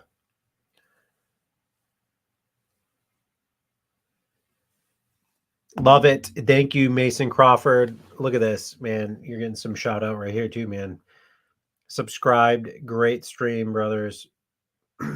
Dallas needs a placeholder here. Here, yes, I love it. That's hilarious. That'd be the only better thing would be Dallas to forfeit their pick because they took too long. That would be my favorite. Jerry Jones and Jerry Jones fashions. He loves the limelight on him. I'm curious. So, how long is it going to take for the Packers to be like, pick is in?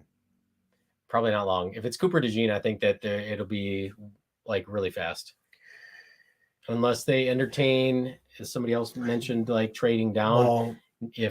Who's Tampa Bay? See, I could see Tampa Bay taking a player like Cooper DeJean. So I don't see them trading out of that spot. Can you see the Packers trading out of this? You don't see the Packers trading out of the spot? Because here's the thing: 'Cause I there's could so see- many guys left available on the board. There's like 4 guys that I think are on the Packers board right now I do too. that are still there. So could the Packers move down? I hope they don't. I really don't. I don't I mean, either. they didn't have to give up anything to get Cooper DeJean at 25, which is a complete steal in the draft. Yeah, everybody was anticipating if you needed Cooper DeJean, Oh my you're gonna have gosh. to trade up to get him, and Yeah. he's falling into your laps. Like I don't see how you don't take him. Yeah. I'm like, but again, it's Gutekunst. You never know what the guy's going to do. When is the last time the Cowboys were relevant? You know, honestly, I mean, they're on during on national TV every week. Yeah. So who knows? You know, I would say the last time they were relevant was the Troy Aikman days when Brett Favre, was having to face them, and you got Michael Irvin. What a talent! The best offensive line, probably arguably Look at that. in NFL history. That calling does it annoy America's me team. too. Calling the Cowboys America's team. Ignorant. Oh, Yeah. that drives me nuts. Absolutely. Cooper and McKinney would be a sick duo. Can you imagine that duo? Especially when we start talking about, you got to take a look at what the NFC North is doing, what they've already done. You've got the Bears loading up on offense. You've got Minnesota loading up on offense. Yep. How can you not, you're going to be facing that twice a year. You've got St. Brown signing that massive contract with the Lions. Yep. He's going to be there for quite some time. That's a really young offense too. Yeah. Upcoming offense. So, it's going to be very interesting. Detroit stinks. Love it. Beans. Completely agree.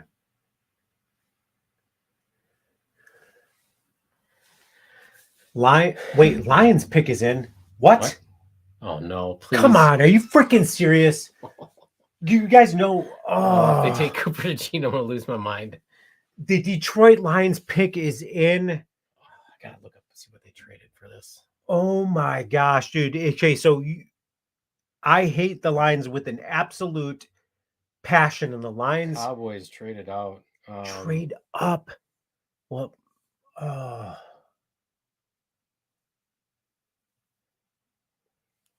it's not been reported yet. Are you kidding me? Look at Detroit. Oh my gosh, man. Another reason to hate Detroit. Oh my gosh, man.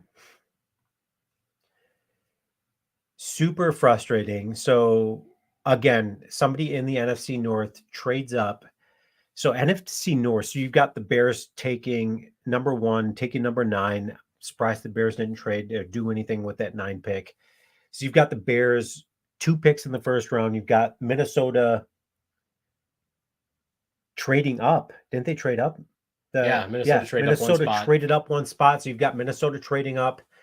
They have 2 picks in the first round. You've got the Lions trading up from the 28 to the 24. Is it to screw over the Packers? No. Oh my gosh, dude. Not that it's going to screw them over, because at the end of the day, they're still going to have a good player. They're going to have a great player, but not the player we want. I want Cooper DeJean. Me too. Oh my gosh. Yes. I hope they take a punter. Terry, yeah, it's like, see how desperate the Lions, Bears, and Vikings are getting to beat the Packers. Absolutely. Yeah, that's how I look at it. Yeah. I mean, isn't that how you're looking at it? Yeah, I agree. Everybody wants to beat the Packers. That's everybody, like you said earlier. Lovie Smith was the coach. Yes. Said that his number 1 goal is to beat the Packers. I think that's everybody's goal in the NFC North, is to top the Packers. And maybe they take Terry and Arnold. Sports Talk Detroit would probably agree with that. Yeah. Yeah, no, they really would. And Terry and Arnold is a guy that I can see the Lions taking, because if the Lions could get Terry and Arnold, like, that's a dream pick for the Lions, because they need a defensive back and desperately. So you've got Branch there. You've got Terry and Arnold now potentially to deal with. I don't see the Lions taking Cooper DeJean here. Lions gave up a 3rd round pick to move up, is what I'm seeing. Okay. And what I'm seeing, and it's is Terry and Arnold is who they picked. Oh, so it's already in? We'll see, but that's what was on Okay, so on the stream on you know, Bleacher and Report. we may be quite behind, but at the end of the day, Lions potentially take Terry Arnold. I agree with John. I think this Packers team is going to be something really special this year.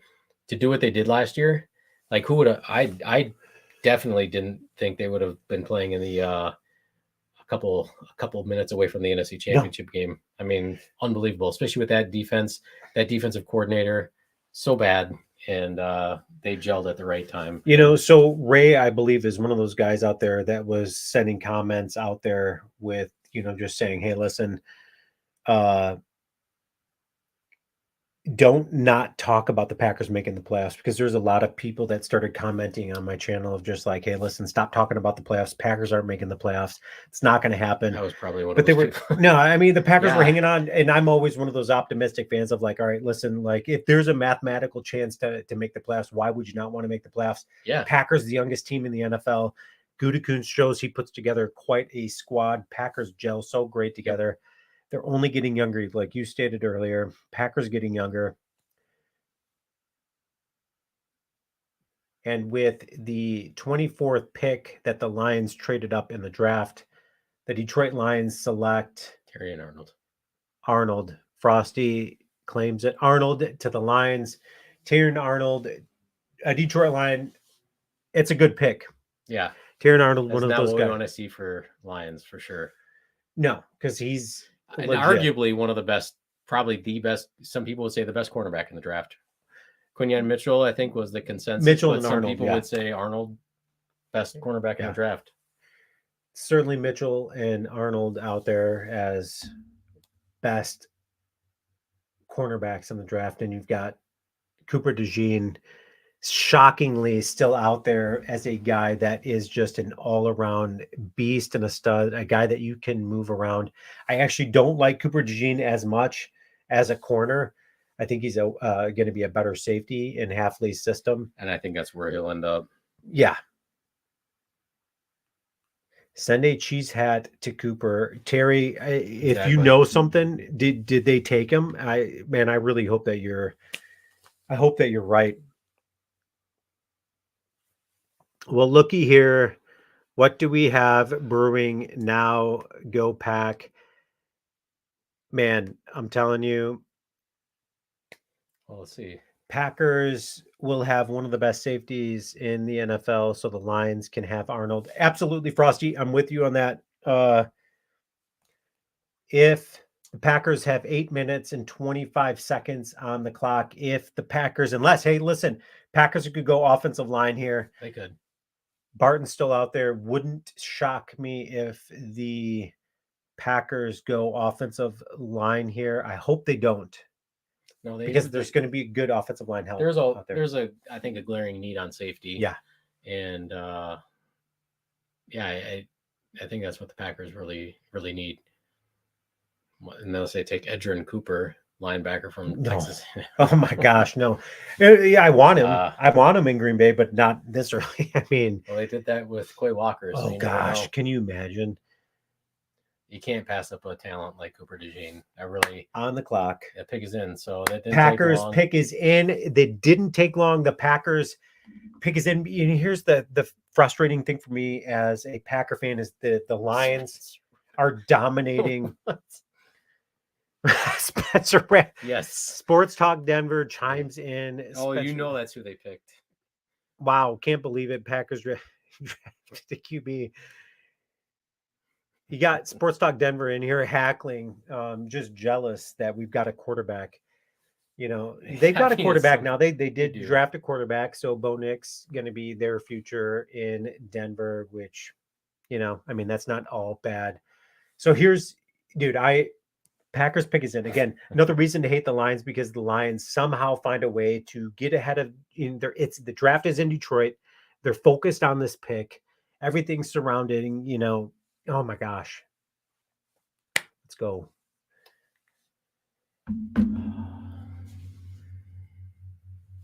Do they need a running back? They do need a running back, but not right now. They're going to be taking a running back probably in the 3rd round, would be my guess. There's a whole lot of needs. It's going to probably go Offensive DB, line, maybe. offensive line, middle Yeah. linebacker,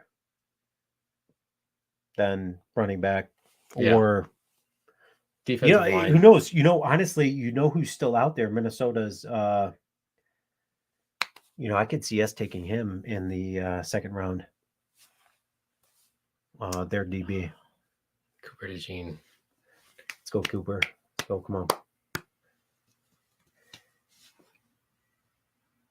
Okay, wait. What's going on? So Bob just said no. So we must be behind. Are we behind? They must have taken an offensive lineman. Bob, do you know something I don't know? Like, did the Packers take somebody I don't want? He says they don't know. Okay, so here we go. Packers pick is in. We're interviewing Terry and Arnold. Come on, we're interviewing Terry and Arnold. That's an ugly hat. What is going on here? Say, What that's an an ugly hat. Yeah, I mean, it's terrible. On.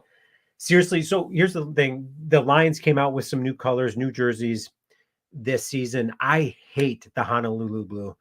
There is not an uglier color out there for me as a football fan than that Honolulu blue, but they did get that new jersey. It's all black with that one. I gotta say that it actually looks pretty really cool. Nice. As much as I hate saying it, I know, right? Therapy socks is sorry, is saying I'm shaking. Let's go. Packers. I could look on my phone. I'm sure they picked a lineman. Come on. Do you think they picked an lineman? I bet they did. Do the Packers Somebody pass up earlier, on Cooper DeJean? Whoever said earlier that the Packers, Goody always surprises us. I think it's probably right. And it's not going to be who we want. Do you know who they take? No, I don't. I feel like my TV's behind. It must be. Packers are not getting new jerseys. They're getting a new helmet. It's going to be a whiteout. So the Packers are. No, it's not. Come on. Is it Nate Wiggins? Did we get Nate Wiggins? Did we pass up on Cooper DeJean for Wiggins? Wiggins is amazing, but is Boston Jackson for real? For like 5 minutes. I mean, did the Packers take Nate Wiggins? I'm gonna look. I'm sorry. No, man, you can't look. Can I? No, man, you got to. Right, okay, here it's happening right now. It's right now. Did the Packers take? I have a feeling Nate I'm gonna be Wiggins? disappointed. Kinda, probably. Let's go. Let's go, Pack. Go. Let's go. Just a guess, guys. Okay, perfect. Okay. Thank you for that. I kind of had a mini heart attack. Nate Wiggins, I would not. I would be fine with that. I'd be fine with it. I'll be fine with offensive line too. There's so many good. You can't go wrong, really, if you're the Packers. You can't go wrong with the selection here. But I really have had my heart set on Cooper DeJean. Me too. Here it comes. Maybe they'll trade up again and get him if they don't get him now. Packers.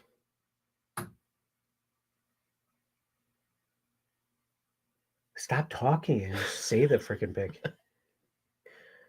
Oh, that's not a good reaction. What the frick just happened? What? Offensive tackle Jordan Morgan. What? Apparently that's not who they want. So what I've heard is he's really versatile, really athletic. Typical Packers offensive tackle. Like they draft athletic offensive linemen. Okay. I've heard he's really good. What I've read about him, he was but more of like a second round target. There was potential for first round what I was reading, but I don't stay up on this stuff as much as you. Oh my gosh. So then this probably lends to like the Zach Tom moving to center situation here. Oh man, I gotta tell you, it feels like somebody just punched me in the freaking gut. Because here's the thing, Brian Gutekunst, he doesn't surprise. I mean, he doesn't cease to surprise you. Packers go offensive line earlier. Good call. That is a great call because when you've got Cooper DeJean gift wrapped to you at this pick, and you pass up on that,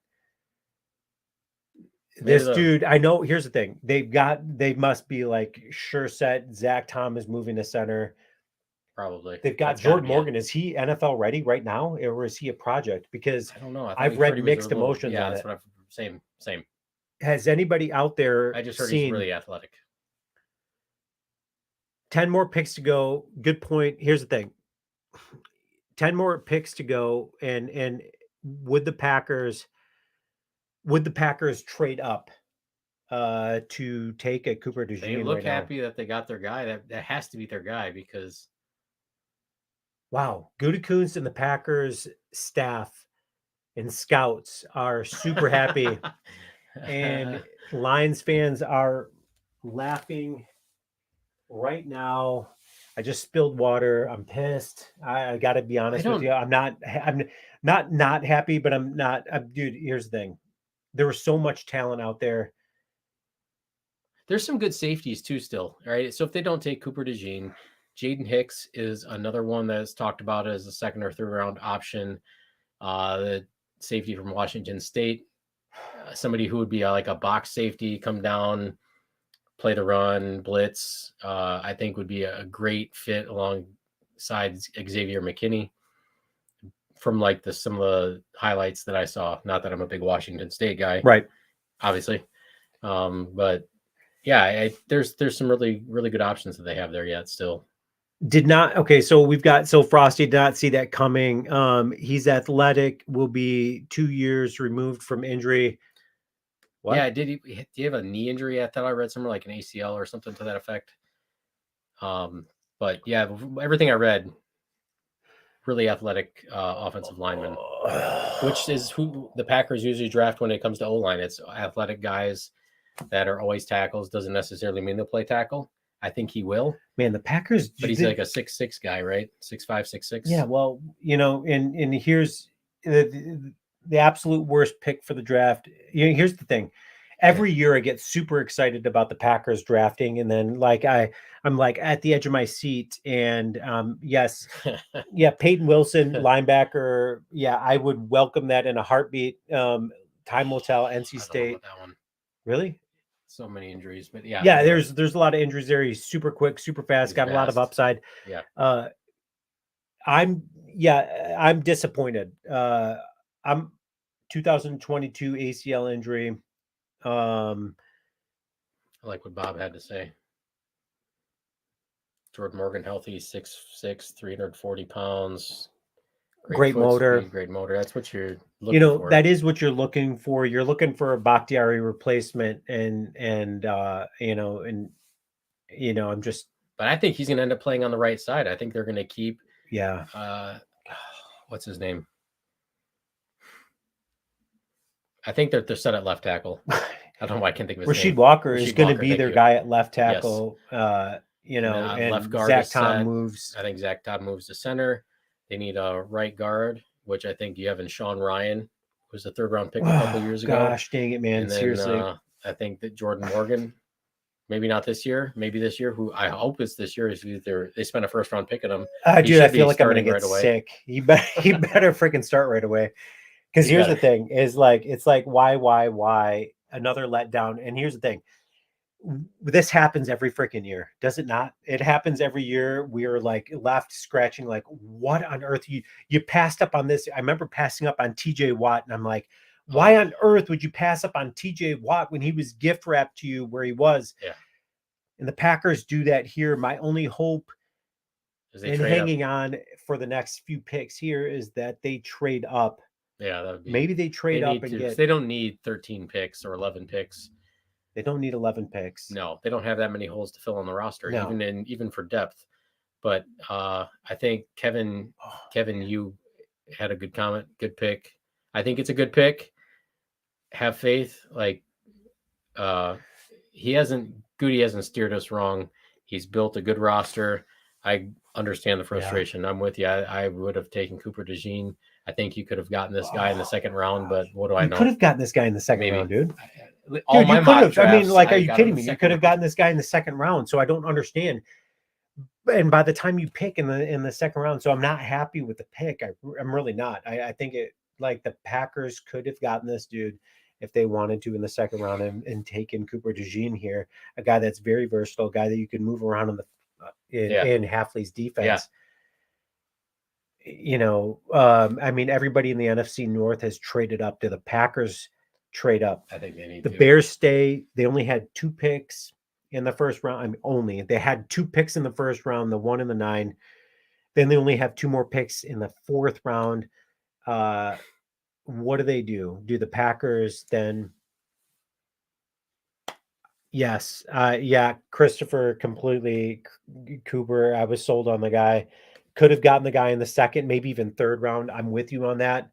Like, yeah, early 2nd probably. My gosh, like I don't see I know the they pick, liked man. him. I know they liked him. They brought him in for one of their top 30 visits, so they obviously liked him.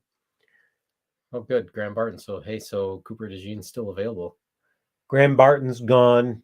You know, a guy that I thought the Packers were going to take. You know, they must really believe in Sean Ryan then as a guard. Yeah. So or Zach Tom. Yeah, it sounds like they're going to move Zach Tom to center then. That's got to be what they're going to do. Oh, I just can't even think straight right now. Cooper DeJean thing has got me thrown in a tizzy right now, man. I'm not too happy at the moment. So here's the thing. Packers scouts have got their stuff figured out clearly. Packers What's up? Couch scouts at it again. Yeah. You know, here's the thing. You got us. Yeah, it did. Absolutely got. Hey, couch scouts. I'm pissed. I'm obviously not one of the scouts out there. I don't see what these guys are seeing. You know, yes, and that's I guess at the end of the day, Gutekunst ends up picking these guys. It throws me for a loop, but then we look back a year or 2 down the road and we're like, oh my gosh, Gutekunst knew what he was doing when he drafted Jordan Love. He knew what he was doing when he drafted all these guys. So it doesn't surprise me. WTF is a couch scout. That's what we are, you know. I mean, like everybody out there that's pretty much ridiculing what the professionals drafters are. Yeah. Yes. My gosh, man. Like, but you know, there is some truth to, I think somebody, you know, there's other people out there that can see it sometimes better than than other people. So obviously the Packers, they clearly know what they're doing. Yeah. Maybe they feel Cooper DeJean is going to be around. There you go. I mean, you got an edge rusher gone out of Missouri. Cardinals take an edge rusher, Darius Robinson, with the 27th pick, which, you know, was higher than projected. Yeah. So you've got Buffalo picking at 28. Buffalo certainly needs offensive help right now. If I'm Buffalo, you lose Stephon Diggs. They need defensive help too. They do need defensive help. Although they lost their safety duo back there. Oh man, they lost defensive back. So they're set for any of those combos. If they want a defensive back, if they want a safety, they can take their pick. Yeah. Buffalo's kind of a mess. I don't know what the heck happened to them. Buffalo, I had taken Brian Thomas Jr. with this pick. Obviously, he's off the board. Again, it couldn't have worked out any better for the Packers in the draft. And yet, we don't go the route we were thinking. So I've watched 900 mocks.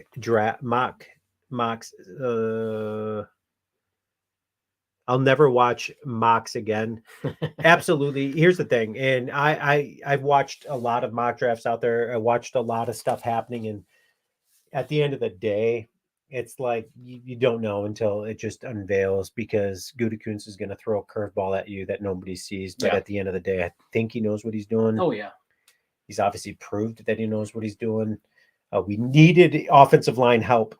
We knew that, whether it's right away or not. But man, when you go and you invest a first round pick, you better hope it's right away. Yeah. Yeah. I'm sure it will be.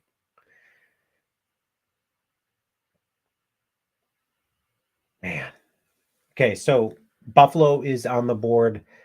Again, we're holding tight because if the Packers happen to trade up, that is my goodness. Clench those cheeks and trade up. I love it, right? Clench the cheeks, Scoots. Let's go.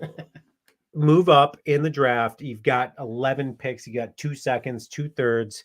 We could afford to lose some of that, man.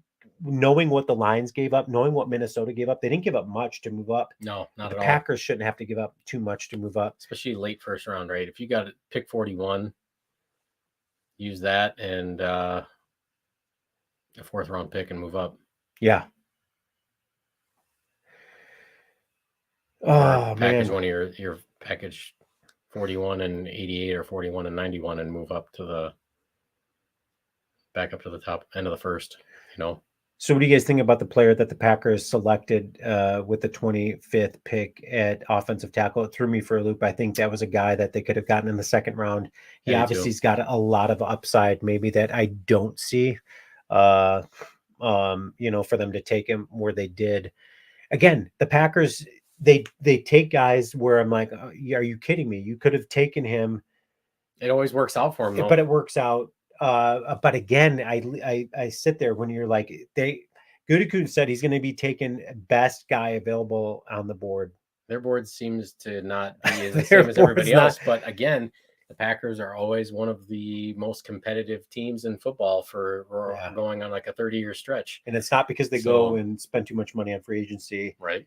They do it through the draft. Yep. And then,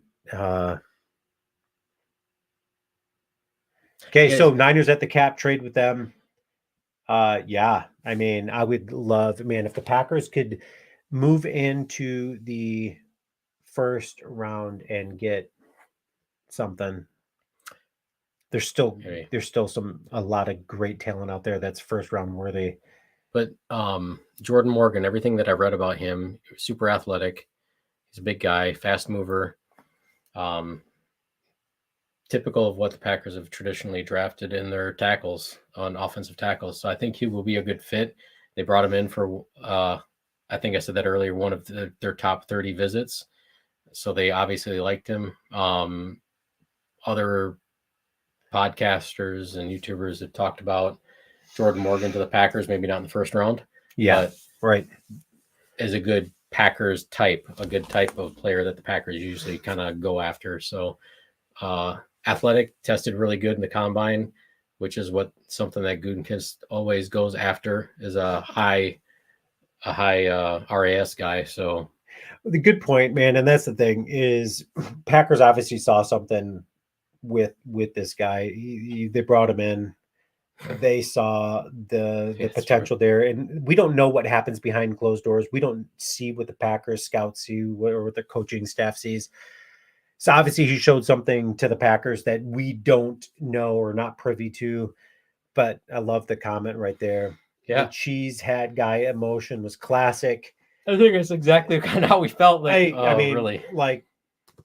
Okay. I wear my emotions on my sleeve, as you guys probably know, and that is one of those things where it's just like, yes, he is 6'5". He is an absolute beast of a guy, not the biggest guy out there.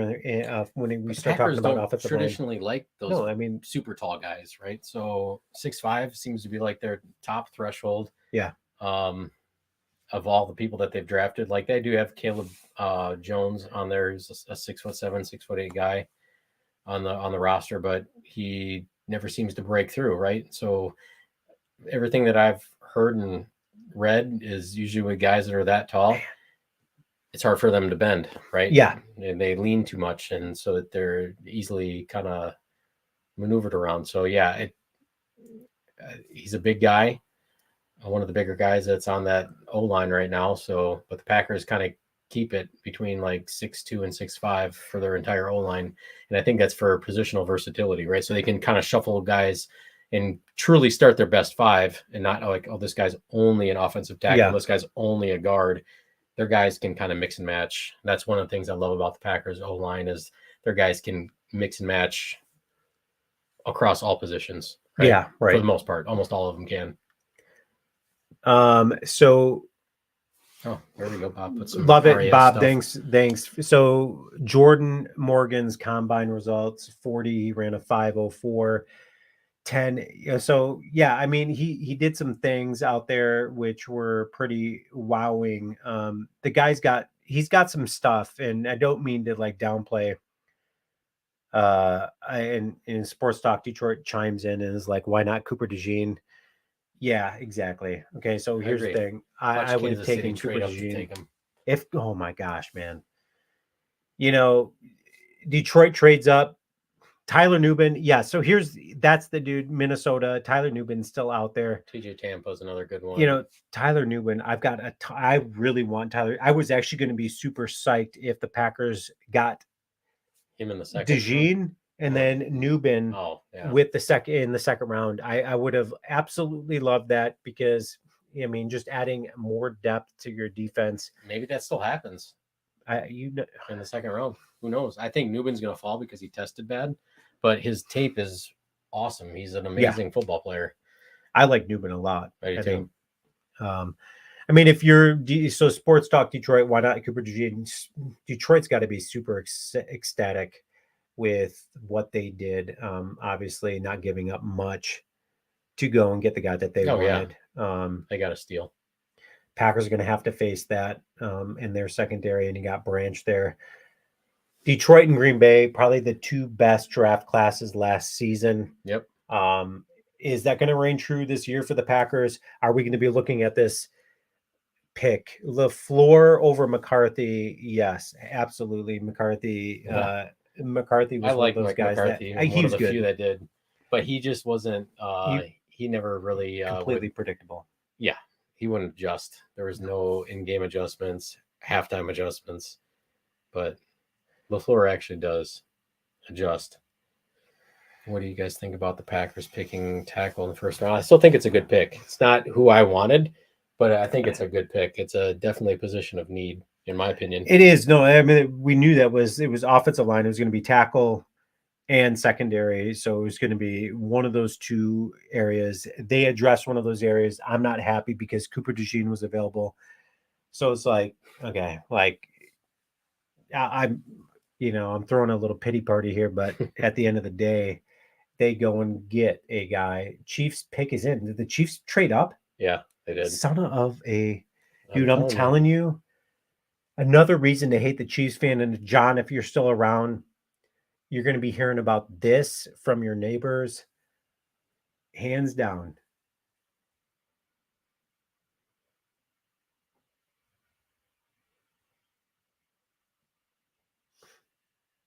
They didn't take Cooper DeJean. Who did they take? Oh, Xavier Worthy. Yeah, they definitely need wide receiver help. That's a lot of sense. I mean, that makes a ton of sense. This is like a Tyreek Hill pick. Yeah, super fast. Oh my gosh, isn't that like one of those guys that you're just like? Yeah, I actually that's a good pick. Thought that the Lions were going to be taking Xavier Worthy Lions had two areas of need. They had wide receiver and then defensive back. I for sure thought they were going to go defensive back, especially in the way this draft has fallen to them. Yeah. But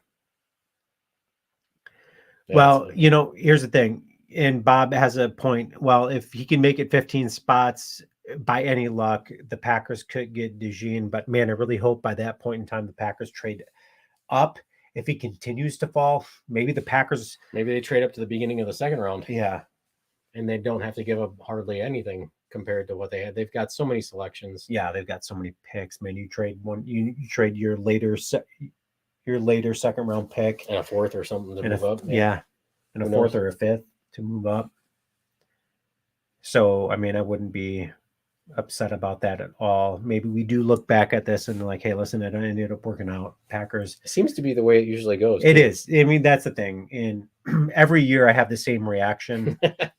And it's always that head down of like, are you serious? Like, why would you do that? I did that with the Devontae Wyatt pick. I didn't see it. Yeah, but I same thing. Where I'm just and Devontae Wyatt, it's still out there with. There's potential there. Like I think he's got flashes, but I'm with you with that because Devontae Wyatt got a lot of upside, but it's like okay, now it's time to see it. White is super good. Great show tonight, guys. John, appreciate it. Great. I'm glad you went and got a snack. Thanks so much. Again,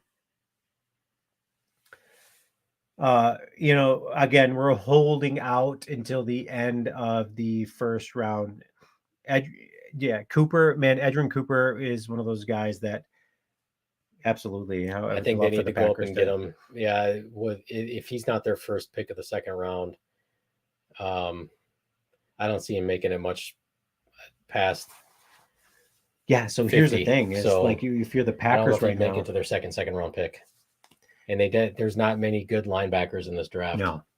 So do you take Edgerrin Cooper with your first pick, and then just take corner out of Minnesota? The safety out of Minnesota, or I personally like Jaden Hicks. Safety out of Washington State. So that would be my safety pick. I do like Tyler Nubin. I think Jaden Hicks just brings a little bit more violence, a little bit more athleticism. Yeah. So I would like to see that. I think he'd be a good pairing with Xavier McKinney. And if we can't get either Cooper DeJean or Edgerrin Cooper, I'd like to see them go after maybe Junior Colson, who's more of a true outside, like old school linebacker. So Terry's like, hey, great show tonight. Are you guys going to be carrying on the show, the draft tomorrow? No, I don't think I'm going to be doing that tomorrow. I've got some other things going on as well as watching the draft. So I'm not going to be doing it tomorrow, but thanks so much guys for tuning in. Love it. John, also John, wait, who is Terry? Was it Terry? Who did I owe the shirt to? I'm going to have to go back. You're going to have to hit me up. Watch a show tomorrow and then leave a comment. I'm going to have to go back through the threads here. But anyways, was it Terry? I think so. No, it wasn't Terry. Who do I owe the shirt to? I should have wrote it down. Sorry. Dang it. I need to write that down. I'm going to go back. He'll make it right. Not me. He will. Yeah. I owe a shirt to you.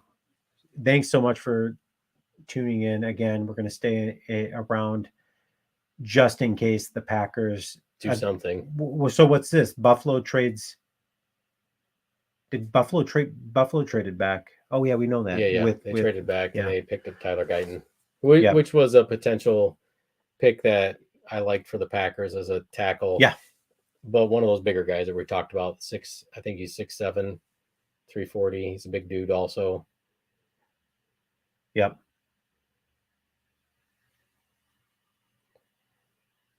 New comments. What we got? Yeah, I got great show, but I expect it from Sports Talk. I appreciate it, Bob. Terry or John? Yes, Terry. It was Terry. All right, thanks.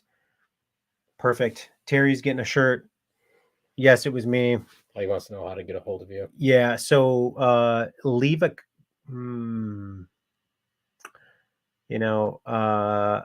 I mean, I'm good with giving out my number. So, and then you could just text me. Just go here. Here's my number. I'm going to leave my number in the post and then just text me your you can text me your address. And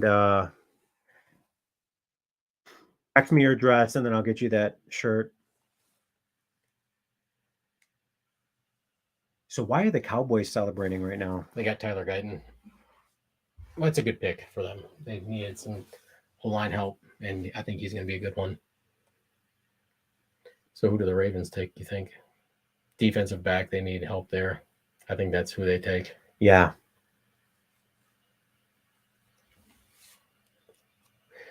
Thanks, Terry. Congrats. And here's the thing. You've got Kool-Aid McKinstry still out there. You still got a ton of talent. What's that? Nate Wiggins is still available too. Oh yeah, Wiggins. DeShane, I mean, there really are so many guys still out there for the Packers.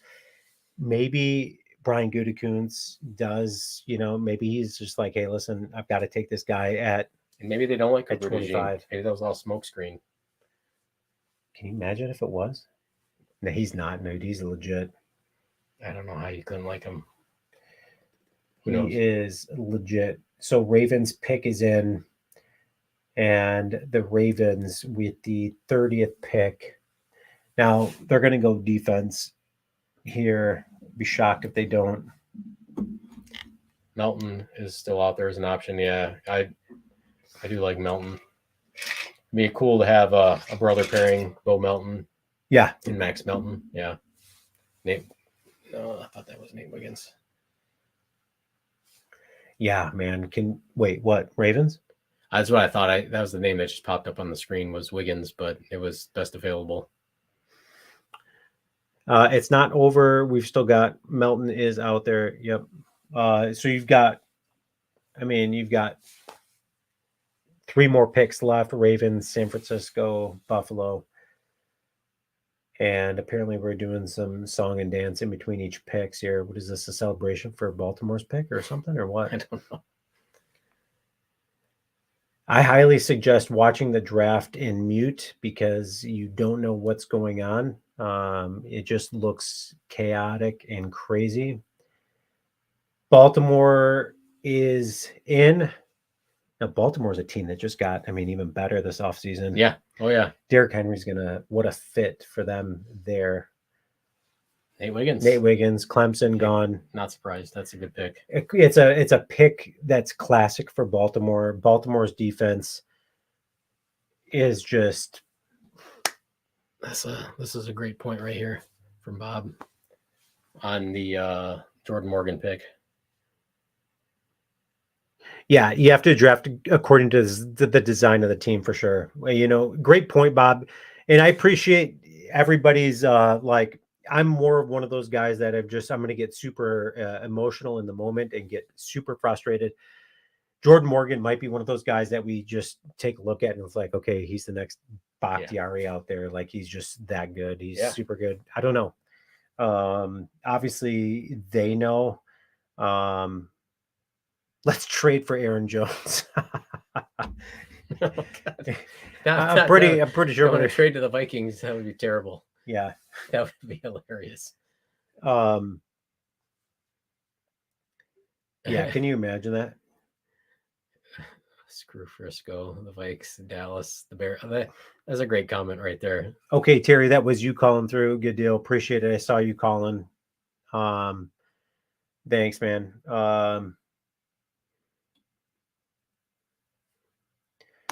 Lee, appreciate it. Thanks for the shout out. Yeah, I agree. Packers are in a great position in rounds 2 and 3, actually, both. Yeah, I think, like I said earlier, they're going to go defense heavy. I think these next 4 picks easily could be defensive players. Yeah, honestly.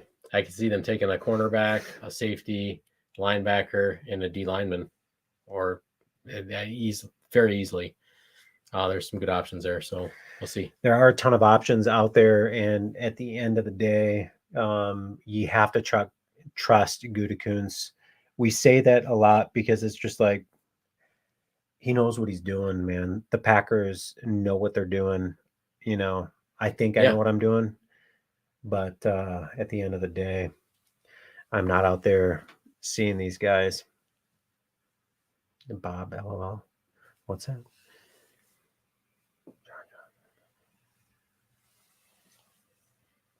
Aaron Jones is on the Vikings now. Beans keeps asking. So San Francisco on the board. Can't stand the San Francisco 49ers. Take Cooper DeJean. They would do it to us. And that's a guy that honestly would fit that team perfectly. So that's why I was really wanting him to go to Green Bay. Yeah. So, you've got maybe they take Keon Coleman, wide receiver. Maybe they do because there's help. there's the rumors of some departures there. So time will tell. They've got some injury prone guys in San Francisco, but San Francisco is one of those teams that watching all these sports shows on ESPN, First Take, all that stuff. I mean, San Francisco, obviously the reigning NFC champs. Who gives them the biggest fits? You know, a lot of people out there were saying the Lions and the Packers are the teams that give them the biggest fits. Honestly, the Packers, the squad that they've got as is right now, they're very dangerous. I think they're already better than last year, just with a coaching change on the defensive side. Yeah, yeah, good point. You know, and then bringing Xavier McKinney, and you basically you've got the same guy in Josh Jacobs. Really, you do. Keep in mind, and here's the thing: is a lot of people out there were just like, Aaron Jones, like the guy's going to be 31 years old. He looked so amazing because he missed 6 games leading up to when he blew it up. He had fresh legs, and at that age, you need those fresh legs. Yeah. Now, Josh Jacobs, maybe he's not that long-term solution for the Packers because he is so injury prone, but he's young. He's 25, 26, but 26, yeah. I mean, so, yeah, I mean, he has that injury history, but he's, I think, a more complete back, a better receiving back than Aaron Jones. Aaron Jones, though, I mean, obviously, he just brings that heart and soul. Yeah, of fun to watch. Everybody, obviously, everybody on the team loved him. Yeah, they rallied around him. Yeah, fans loved him. So that's probably where that loss is going to be felt the most. You know? Yeah. No, I agree. I mean, but again, Packers offense. I mean, again, you made a point. Packers are already better. They go and get the defensive help that they need on as D coordinator. That's the big. Yeah, that was the biggest. I think the biggest acquisition of the offseason. Absolutely, 100%. More than Josh Jacobs, more than Xavier McKinney, competent defensive coordinator. One we haven't had one in a long time. No, I'm pumped about it. Keeping DeJean close for us, man. I'm really hope so. I'm. Maybe the San Francisco 49ers pick is in. And I know I'm not probably completely live. So curious to see what they do. Additions. I was going to say defensive tackle is, I think they picked up Devondre Campbell. That's an addition to the 49ers this year. So making an already strong linebacker unit stronger. I like Devondre Campbell. Just injuries sapped his short career in Green Bay. Lose Chase Young, obviously. Eric Armstead's a big loss. So yeah, they lost some talent. Bring in again Devondre Campbell. Maybe the guy that. What? Go ahead. No, I mean Devondre Campbell. I mean he's a guy that had a good season with the Packers. Yeah, but right. I could see San Francisco taking a D lineman here. There's one, the one from Illinois. He hasn't been taken yet. Trying to think. Yeah, he hasn't been gone yet, has he? He's still there. So I can't even pronounce his name. So, but last name is Newton, I'm pretty sure. But I think he'd be a good fit. Newton. He's a smaller one. You know, that's a good, I wouldn't be shocked if they go that route. So San Francisco 49ers pick is in with the 31st pick in the 2024 draft. Wide receiver. Okay. Yeah, I mean, you called it. Ricky, not that one, though. Wow. I know. I mean, there's other guys that were better. And that's a guy, again, that is a pick right there that may have just trumped the Packers pick as far as like jaws dropping. Yeah. So thank you, San Francisco 49ers. You just, maybe made more of the headlines of like, oh my gosh, I didn't see that pick coming. Yeah, I'm happy with that pick because yet again, I mean, our guys are still on the board. So if the Packers, they're not going to be there when the Packers pick in the second round. I'd be shocked if they are. I was already shocked that they felt that DeJean fell as far as he did. Yeah. I mean, there's a whole lot of guys out there right now. You've got Kool-Aid McKinstry out there that, there's a ton of good talent out there that are perfect fits for Green Bay. Yeah. I think what you're saying is exactly right. So the Packers have 4 picks tomorrow. 4. Yeah. So I think we're going to be really happy at the end of tomorrow. I know some people aren't happy. I think Bob's had a lot of really good points to talk about with Jordan Morgan from Arizona. But I think at the end of the day tomorrow, I think the Packers are they're obviously going to do what they need to do to make themselves more competitive. But I think we'll be happy with the results after tomorrow. Yeah, I agree with you completely with that. Buffalo traded again? Buffalo just traded out again. So that's their third trade down. Yeah. Okay. Carolina's on the clock.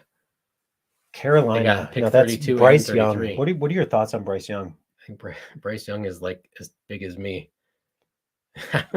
Like, when I'm saying, like, I'm not his size. I'm saying, what do you think about him? I Like, think he's not great. I think he's terrible. Yeah. You watch him last year. Of course, Joe Barry's defense made good. him look good. And literally, if you remember, after that game, after he absolutely lit up the Packers, Bryce Young, what did he do? I think he Nothing. threw one touchdown, Yeah. maybe. Yeah. I don't even know if he did that for the rest of the season. The Carolina Panthers just laid an egg, and Young looked terrible. He looked terrible against Green Bay, but somehow they made him look good. That game, Bryce Young's game against Green Bay, I think is what sealed the fate of Joe Barry. Yeah, for sure. That typified Joe Barry. You play against mediocre competition, one of the worst teams in football, not a good quarterback, and then look like an all-star. Yeah. So Bryce Young is the Damian Stoudemire of the NFL. Yeah. Great comparison. And he also said we always crush round 2, which we do. Yeah. Packers do. They're notorious for picks. Yeah, rounds 2 through 4, they just absolutely kill. Always crush round 2. Yeah, 2 through 4. Man, seriously. Yeah. I mean, even 5. Last year we took Dontavian Wicks in the 5th. So, I mean, maybe you take a Dontavian Wicks-ish type receiver in the 5th again this year. I mean, I wouldn't be upset about that at all. This is a very deep wide receiver draft. So there's going to be some good wideouts out there, and the Packers have just got a nose for finding those guys that are. Yep.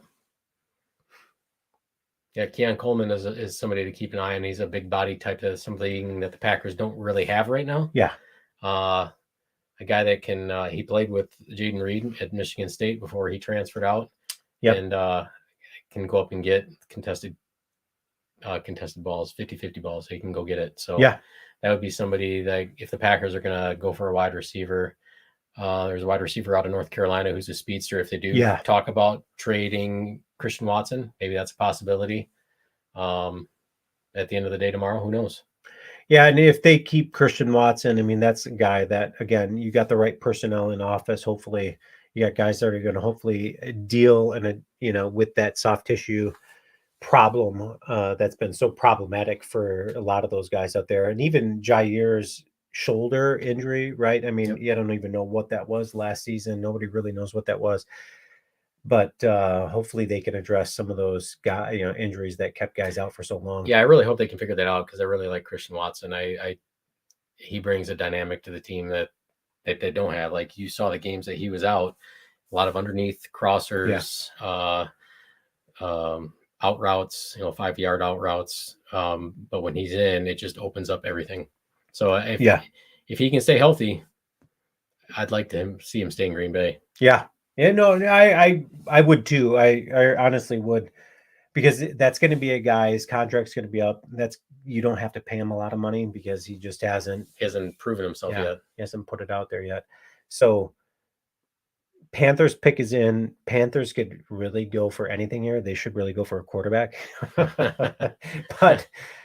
but Panthers pick is in. I really felt Watson could be Randy Moss 2.0. Potentially, Watson's got a ton of upside. He does. He can jump out of the stadium. I mean, he's just fast, athletic. So Frosty's.